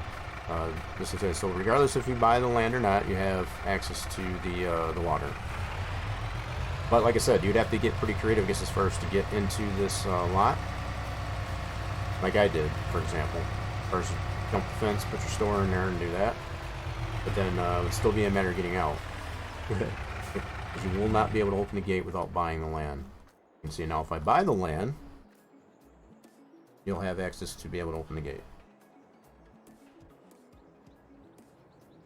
Give yourself some money. This land here costs a little over 100 grand. I'm just gonna give myself a couple hundred. Got something to spare. There we go. And got some fast cash there, I'd say. Alright, so now if we go ahead and buy this plot of land, and just to kind of give you an idea of how much this costs, it's a little over 100, it's like 103,000. This little plot of land. Yep, 103,992. If you want some reference, I guess, as far as for how much that piece of land. Now, this one here, you don't technically have to buy, unless you want to get rid of the racetrack. This is where the racetrack resides. So, unless you want to get rid of the racetrack, you do not need to buy this in order to use the racetrack. So, I already showed, I guess, as far as without even buying it, we were able to have access to the racetrack with no problem. So, that is the versatility that's into it. If you want to use that land and get rid of the racetrack, keep in mind, if you do, at this point, the way it's currently designed, if you do sell the racetrack, you cannot get it back. I have not figured out a way, I guess, as far as to make the placement of the racetrack, you know, as far as the way the build mode works there. It only gives you so much zoom in that build mode, I guess, as far as to be able to place it properly. So yeah. What is going on, Speedy? Speedy for you, welcome on in. We are testing out some things here on the Dairyland 4X map. So what I just did here is bought this fenced in area, and now we have access to open up the gate. So as long as you buy the land, you have access to open these gates, and you have full access to this land, which also includes to be able to sell this the fencing and everything else with it. Less the trees. The trees you would still have, if you want to get rid of the trees, you got to cut those down. But it does have some parking blocks here. These can also be removed, I guess, as far as if you sell that items. And just to kind of show that, we go into the build mode, go into construction, and if we want to sell this, I just got it as a placeholder. I don't have a picture for it yet. With this fenced-in lake area, it'll allow you to sell that. You don't get anything for it. That's by default. But we're not trying to cheat here, I guess, as far as to get free money, I guess, as far as by just selling stuff off. So you do have to work for it a little bit. I am working on an option, I guess, as far as to have collectibles in the map, which will give you much the same as the default maps, where if you find the little trinkets around, what the trinket's going to be, I don't know, that you'll get a certain amount of money, and to build yourself up, if you get like $1 million if you find them all, something of that nature. So I am working on something of that type of mechanic. I think that's a really cool feature, I guess, as far as to have some type of reward for going on a little scavenger hunt on top of just doing all the hard work around the map. So yeah. But as far as how we're doing pretty good there, Speedy. Hope you're doing well. We're just showing off some things, like I said, I guess, as far as with the Dairyland. So there's still some areas, as you can see, I guess, as far as that aren't fully developed yet. But what I am considering to do with a lot of these other areas is just to make them so where you can buy them, it's going to be rather vacant, and you'll be able to do whatever you want to it. And that includes all this area that we're out in this area. It's all pretty much blank. So you still have all this center section of the map, which is the original standard map that was in the Farm Sim 19, and then all these outer areas beyond that original border of the standard map is going to be vacant, to the point where you'll be able to buy it in parcels and pretty much be able to make use of that build mode, I guess, as far as in. So there are going to be some things in the map, built into the map, that you can use. as far as decorations and buildings and sheds, but I kind of minimize it a little bit. It all comes back down to what I was saying, as far as adding too much model and texture weight. I don't want to make the map so large to be able to have so much model and texture weight to it that it makes it unplayable. So it's all about keeping it optimized. Well, it's good to hear that you're good there, Speedy. Appreciate you stopping in, I guess, as far as to see what we got going on here. And also, what you have been up to. We've been kind of conversing here a little bit, back and forth. I know we got some in chat here are playing other games, and just kind of watching my process here, just like that. What we previously just did, besides me showing this off, is we've done some things to our racetrack that we're implementing into this Dairyland 4X. So we're making use, I guess, as far as all of this, you know, the 4X expanse, I guess, as far as this. So all this area that I'm driving on right now, this is all in the 4X area of the map. So this is, call it an extension, if you will, of the original standard map from Farm Sim 19. Now we're making our way back over to the track. Turn this off now. So yeah, I still got all of this to work in. Now I'm considering to do something similar, just like with that fenced-in lake area, I guess, as far as to just make it a vacant plot to where you can buy it for however big the area is, and do what you want with it. And again, if I haven't made that abundantly clear, this racetrack, if you don't want the racetrack to be in this spot, you want to be able to use that land, you can totally sell it. But just keep in mind, I guess, as far as if you do that, the way it's currently designed, unless I tend to come up with another means, I guess, as far as to make it possible, you can, once you sell this, you cannot reacquire it. It's gone for good. Uh-oh. Oh, now I done it. I might have to lift that up a little bit, I guess, as far as so there's not quite so much a lip. Son of a gun. That's a bummer. That's kind of embarrassing. Alright, so that just gives me an idea, I guess, as far as to have to lift this up just a little bit higher, so there's not so much of a lip there. Probably if you had a bigger vehicle, if you wanted to race something other than this type of vehicle, you would have plenty of clearance, but yeah. So this is a pretty good test, I guess, as far as to see what type of vehicles work here. But yeah, we got our flag stand in here, something that we just applied in today's stream. One billboard, I guess, as far as over there, which we'll probably get more. We got our sheds for storing the vehicles we want to race on this, on the regular, to be able to, yeah, work on them in here. And then also our road sign. Let people know, I guess, as far as that this is a speedway. So it's totally drivable on this thing here, so I guess I'm gonna reset this vehicle. I got it stuck on the wall. But yeah, it's totally drivable on, and it's a super fun track. I wanted to maintain as much of the integrity of the original track build, which is the North Wilkesboro Speedway, for anybody that has watched on the channel, I guess, as far as with... we kind of repurposed it, I guess, as far as to make it a Dairyland Speedway. Alright, let me go ahead and... I need to give myself superhuman strength so I can get this off the wall. It does give me some insight, I guess, as far as how that may or may not work for those size of vehicles, at least, anyway. Let's see here. I gotta remember now where the... Oh, I remember now. I just had a little bit of a brain fart. There she be. Gotta give ourselves that superhuman strength.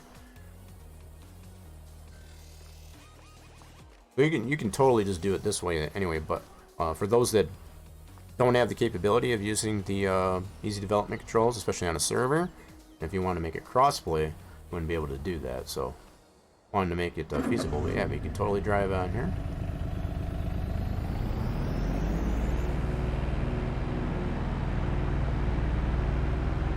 This isn't the fastest of vehicles, but kind of get the idea.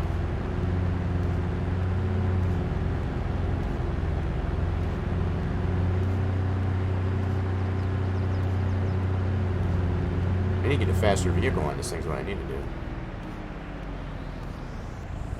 So the other thing I'd like to start on, at least anyway, is to put the lighting onto this track too. I do have some floodlights to be able to put on the outside of this track, so we have some lighting for this track at night. So no matter what time of day, you'll be able to race on this track. I think that's what we're going to work on next. I think that's what we're going to do next. I think that's a pretty good test in the game. Pretty satisfied so far. For the most part. Alright, let's go ahead and get out of this. And let me switch it back over to Reddit screen. Let me get out of this. Whoop. Wrong button. Alright. We're back over at our edit stuff. And yeah, we're going to work on getting some flood lamps into this thing. That's at least the one other critical thing I feel needs to get applied to our track. So let's go ahead and reload up our track. Everything, I think that is what I would consider to be a successful test. Everything is loading in where we expect it, and working pretty much the way we expected as well. So all is Gucci so far. Give this a second to load up our racetrack.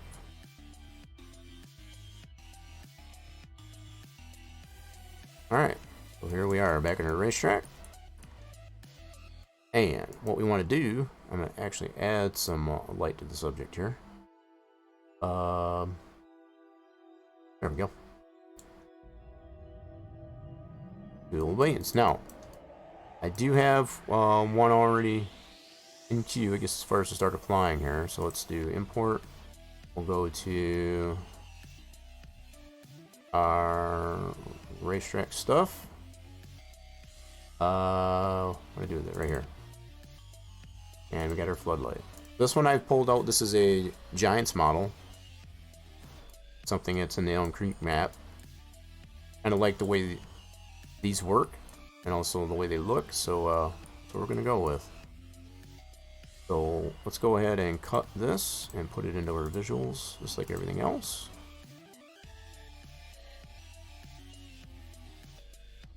Oh shoot, and put that in the right folder. Okay, so let's do cut visual. Yes. There we go. And we'll put that right there. We're gonna put multiples of these, I guess, around the track. Alright, so let's do this. I'm gonna go put one here. I'm just kind of space these out kind of evenly around the track, give it some appropriate lighting. Let's see here.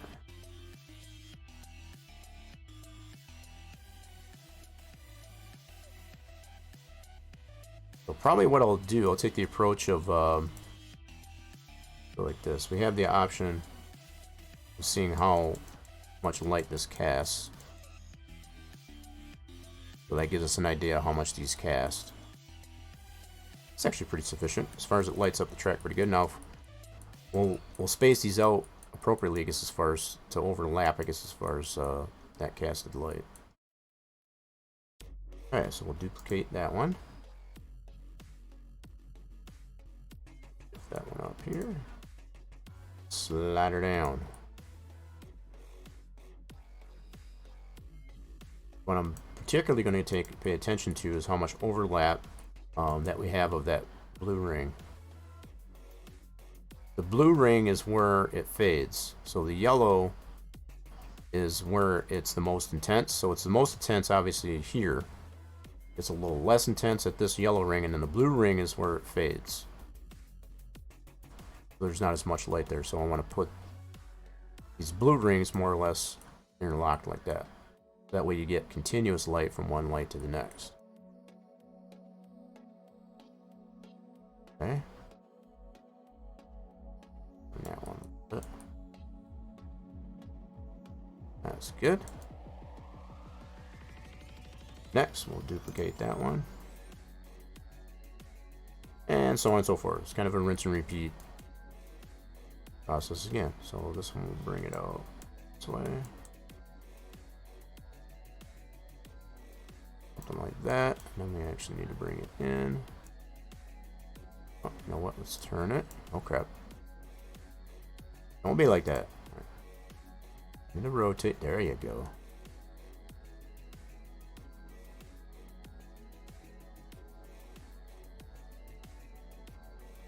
And again, I'm paying attention, particular attention to the way these blue rings, how much interlocked they are. But we don't want it like this so much. We'll have a dead space there just as far as the light. We want a little bit of overlap. So it's like a nice continuous light from one light to the next. About like that.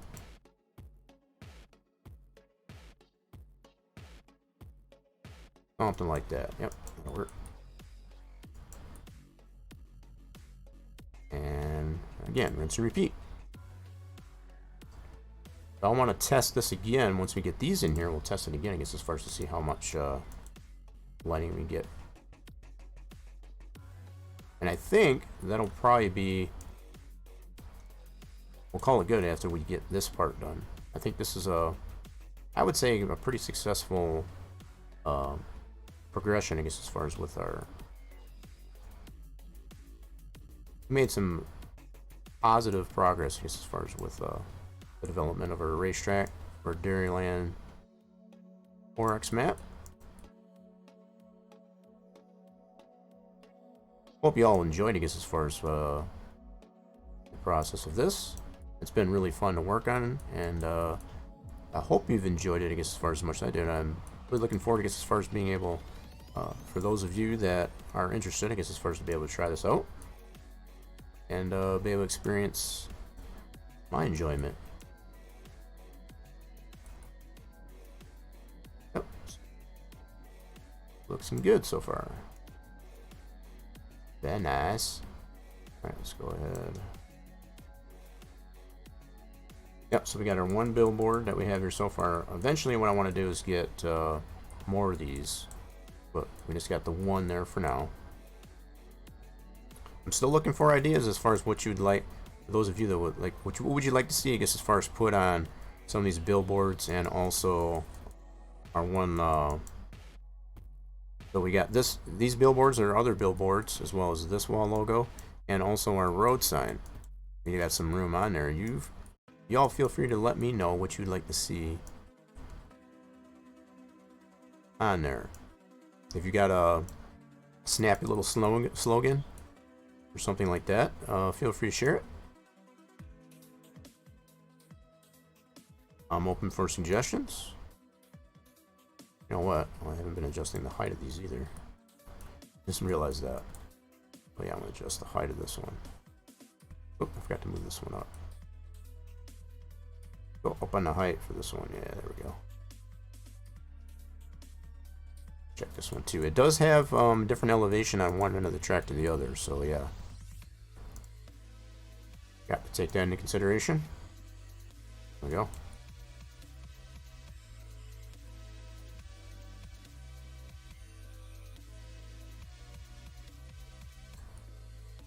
That was one thing I forgot to take in consideration. Alright, that one's already good. Sweet. Yeah, it's definitely got a higher elevation over on this end than that end. This is the low end of the track.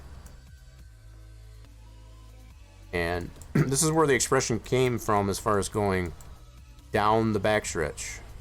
Because the backstretch over here, you go down the backstretch. So as you go into 1 and 2, you go down the backstretch. That's where that expression came from. This is the way Northworks World is designed. You actually go uphill into turns 3 and 4. It's a pretty significant change too of elevation. Okay, cool. This one needs to come up just a little bit more. Just a tad.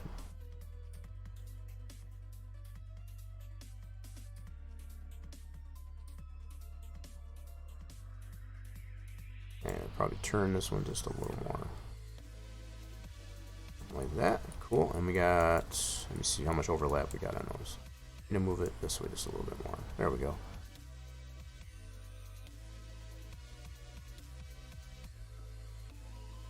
Wait. that works. Let me bring it in just a little bit. Awesome.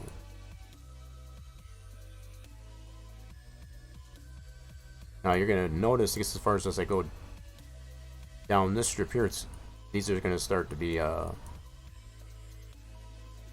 gonna become higher up in here, and I'll have to bring them down as opposed to up on this end. It'll become quite obvious here as I move down this way. And that's the uniqueness of this track. That's part of the reason why I wanted to use this track, I guess, as far as a pretty cool geometry to it. Very unique. It's not flat. Got some pretty unique banking. It's not too big a track. It's not too short a track. It's just right. Yep. See, I had to bring it down.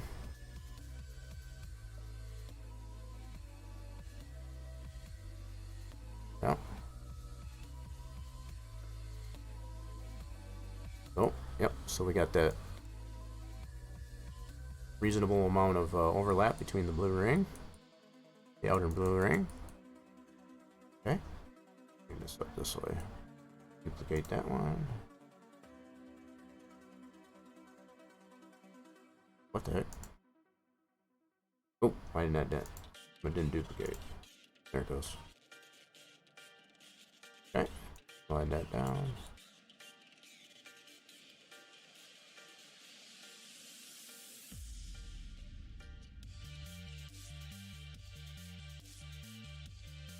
Right about like that. I think I have to bring this down a little bit. See, as we go in this direction, it's going to be lower on this end. I'm having to bring these down.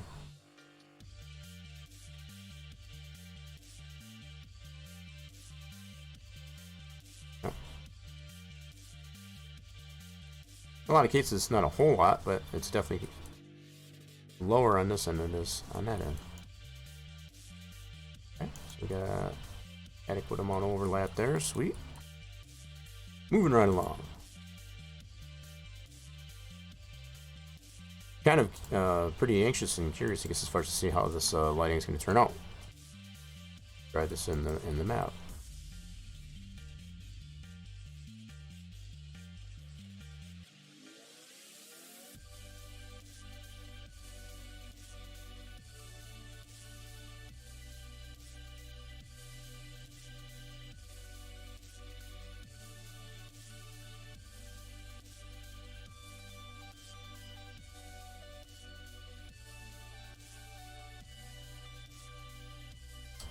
Let's see how much overlap. Well, that's quite a bit of overlap, actually. I need to move it out this way. There we go.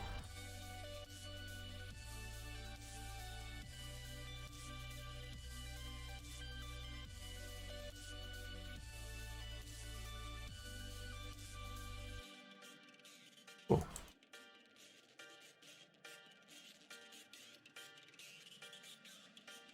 Yep, just making our way right back up to the start finish line again. And what's nice about the way they've done the lights in 22 here, it's already self illuminated, so there's no XML work or any coding that you got to do, I guess, as far as to get the lights to actually work. It's all self-included. That's definitely one thing I've liked about the way they've done the lights in 22. These types of lights, at least, anyway. Because, like I said, you don't have to code anything. Once you get them set in there, it's all self-included in here. As far as it's got what's considered to be a visibility condition. So you can set the particular items for the cast of the light and the illumination of, like, the bulb, the actual bulb, which are two separate things.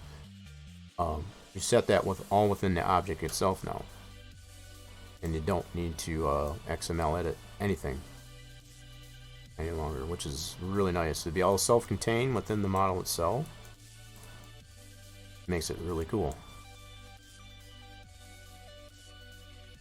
And they got a pretty decent selection of lights to choose from, like this one.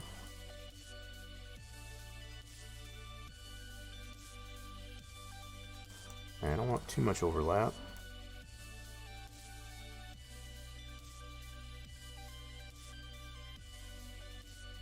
I'm particularly looking at these blue, the overlap of those two blue rings. That's where it tends to fade out.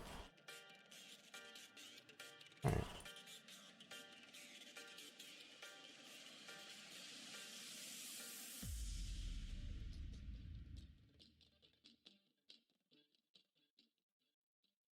Now, it may come to be, this is something that is definitely evident, especially in a multiplayer setting.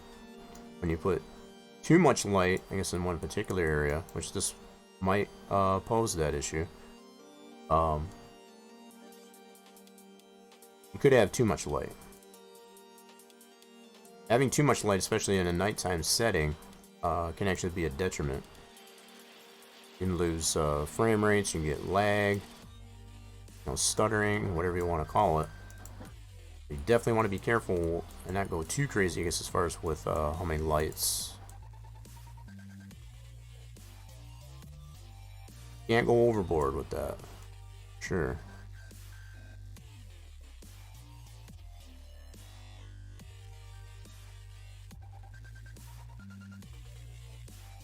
Yeah, the more I look at this, even as I said that, I guess as far as this may or may not pose a problem. We'll see. Now, what I have noticed with these particular lights, it's not like a really intense light.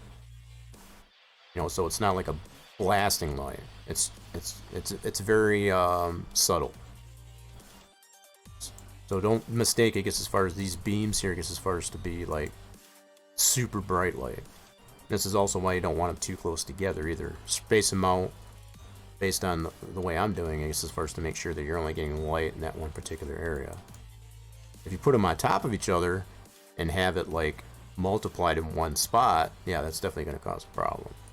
As far as for stuttering and lag and frame rate loss and so on. Because that's a lot of things, a lot of information and to render in one location.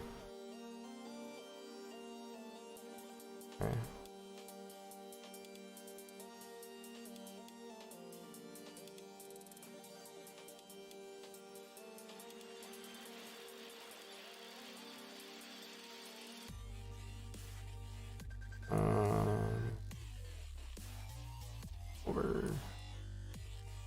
This might be the last one I'll put in. All that being said, possibly one more. Let's see. Yeah, I think at least one more. Put it right in this area, that way it'll fill that gap in. Yeah, I think one more ought to do it.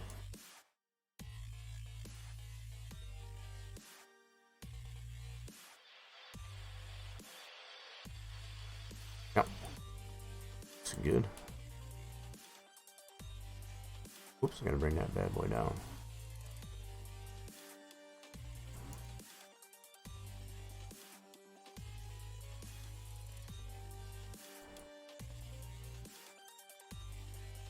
Yep, that's good. One more ought to do it.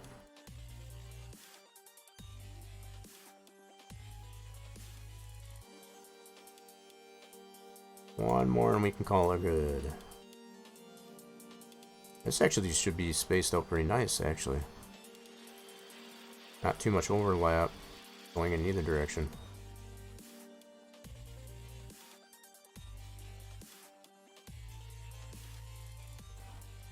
Oh, so we got that much overlap. Might have, okay, I spoke too soon. It might have a little bit overlap, I guess, as far as, so we'll put it, split the difference, so we'll have that much overlap on between each of the, so the first one we started with and our second and last one, we got a little bit more overlap, I guess, as far as on this one. That may or may not be an overabundance of light in just this one spot. We'll have to see how it turns out when we test it in the game. If it does tend to be that way, we might take this one out. Might just take that one right out. We'll test it out and we'll see, though. Just to see how it... Before we jump to conclusions. Okay. There we have it. We now have light for our track. Alright, so let's go ahead and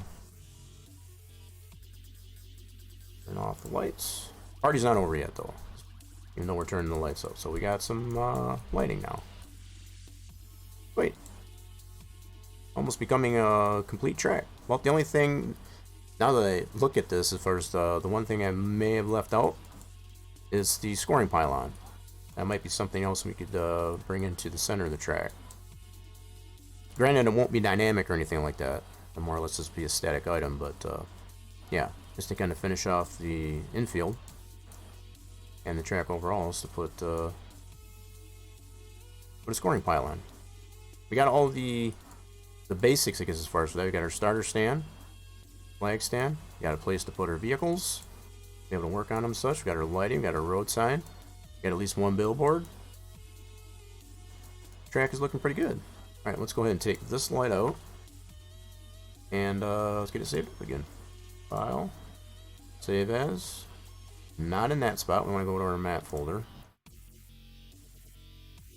So let's go to our map.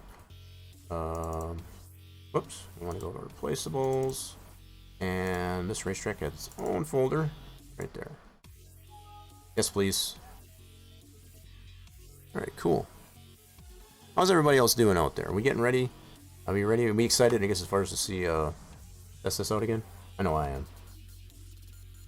Alright, so we got it saved. And I just want to look at something here real quick, just to make sure everything is looking good. Alright, we don't have any weird texture locations, I guess, as far as in our construct of our i3D, so that's good. Nice. I'd like to see that. Alright, so now all we got to do is just copy that back over to our map in the game, in our mods folder. Sweet. Let me go ahead and switch this over. There we go. Okay, so all we need to do from our folder that we just saved that in, copy that over to our mods folder. I keep the map open and unpacked, I guess, as far as just for this very reason. Once it's more finalized, I won't have as much reason, I guess, as far as to keep it unpacked or unzipped. Alright, so we'll overwrite those two. Awesome sauce. Alright, so now we can test it out. Go ahead and get the game loaded. And as I'd already mentioned before, this will probably be the last test here. I call it good. I am starting to get a little bit hungry.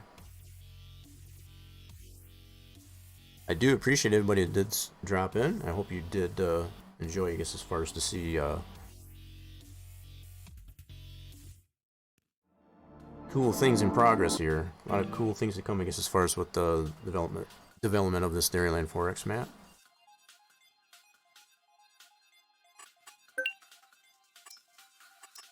Alright, so up on a new save, load our 4X. This is not going to be, this is a placeholder, I guess, as far as for the preview of the map.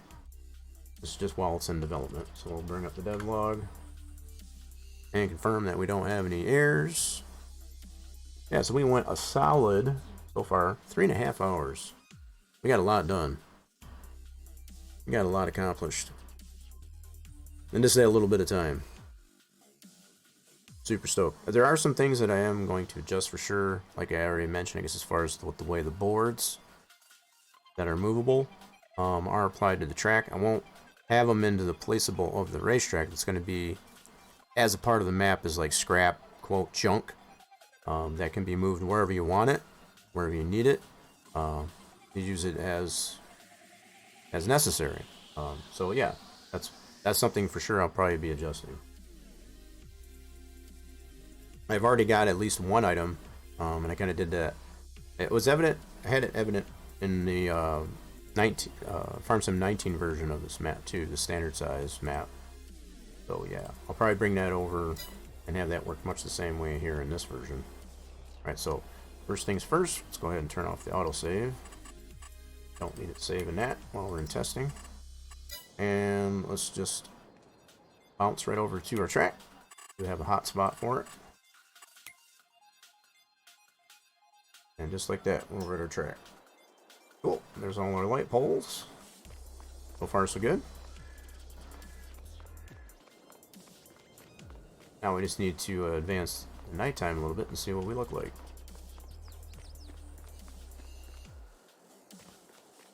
Man, it's turning out really good. It's really looking like a racetrack now. So once we get some more billboards and stuff like that in there, I think it's going to really look cool. Alright, let's advance this to nighttime. And see what it looks like with our lights.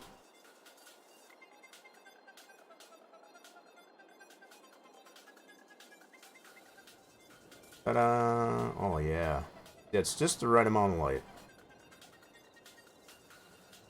Just the right amount of light. So we do got some dead spots here too, so I guess that fade spot, I guess as far as is a little bit, okay. Yep, I might need to put them a little bit closer together than I thought. Alright, so that fade is like right about here. I might have to bring those in a little bit closer. So actually that one, the last one I put down there might be a little bit closer to where I need to have that overlap. This is the last one we put down, was right here. Yeah, that looks a little bit better. See, it doesn't have as much of a dark spot. That was pretty close, but not quite. So yeah, I just need to bring those closer together. So basically where that blue ring was, that outer blue ring I was trying to overlap, is this dark spot. Right there, that's the fade. I mean, it's not terrible, but I think if I brought those a little bit closer together, I wouldn't have as much of a dark spot. I think for the most part, it's turned out pretty good. Yeah, so this side doesn't have any glow on our road sign, but it does on the other side. Ta-da! Nice. Cool. Awesome. I think this is another successful test. What do y'all think? Actually, let me do a kind of a bird's eye view here. Let's do this. Let's do a drone view. Flight mode. Let's turn that up. Alright, cool. Let's see what we look like from the sky. Oh. Oh, did I not apply it? I thought I did. What did I do wrong? Hold on. Flight mode on. Full flight state. There we go. Whoop. There we go. You get a bird's eye view here. This is what we look like so far, folks. For a racetrack. You get plenty of dark spots in it, so I will definitely probably be bringing those lights in a little bit closer. There's not as much dark area. So those last two, especially that last one that I put in there, is probably about the amount of overlap you want to have. Which may require to have to add a couple more of these lights, but the track seems to be loading in pretty good. It turned out pretty cool. I wonder how this looks like from ground level.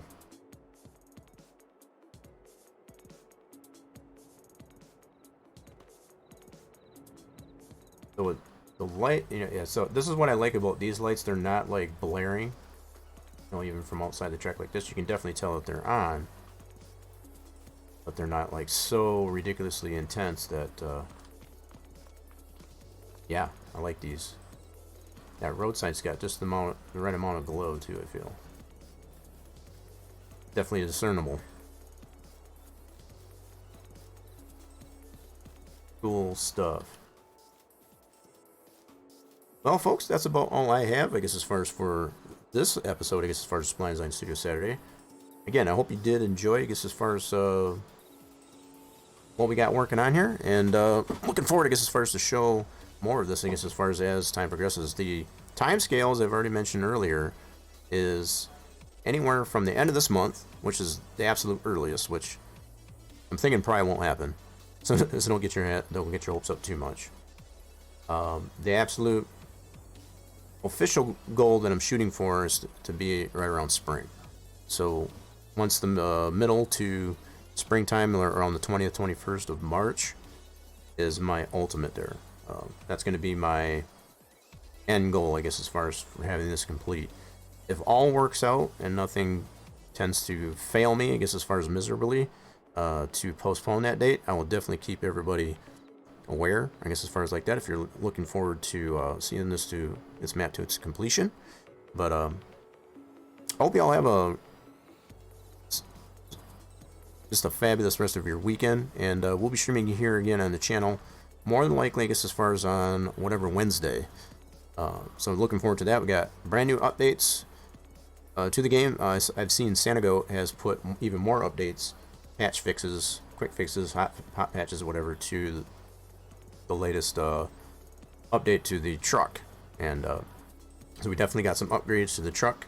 We do have access to the store. Roger's store is he's taken hold, I guess, as far as the abandoned grocery store. So it's pretty cool stuff.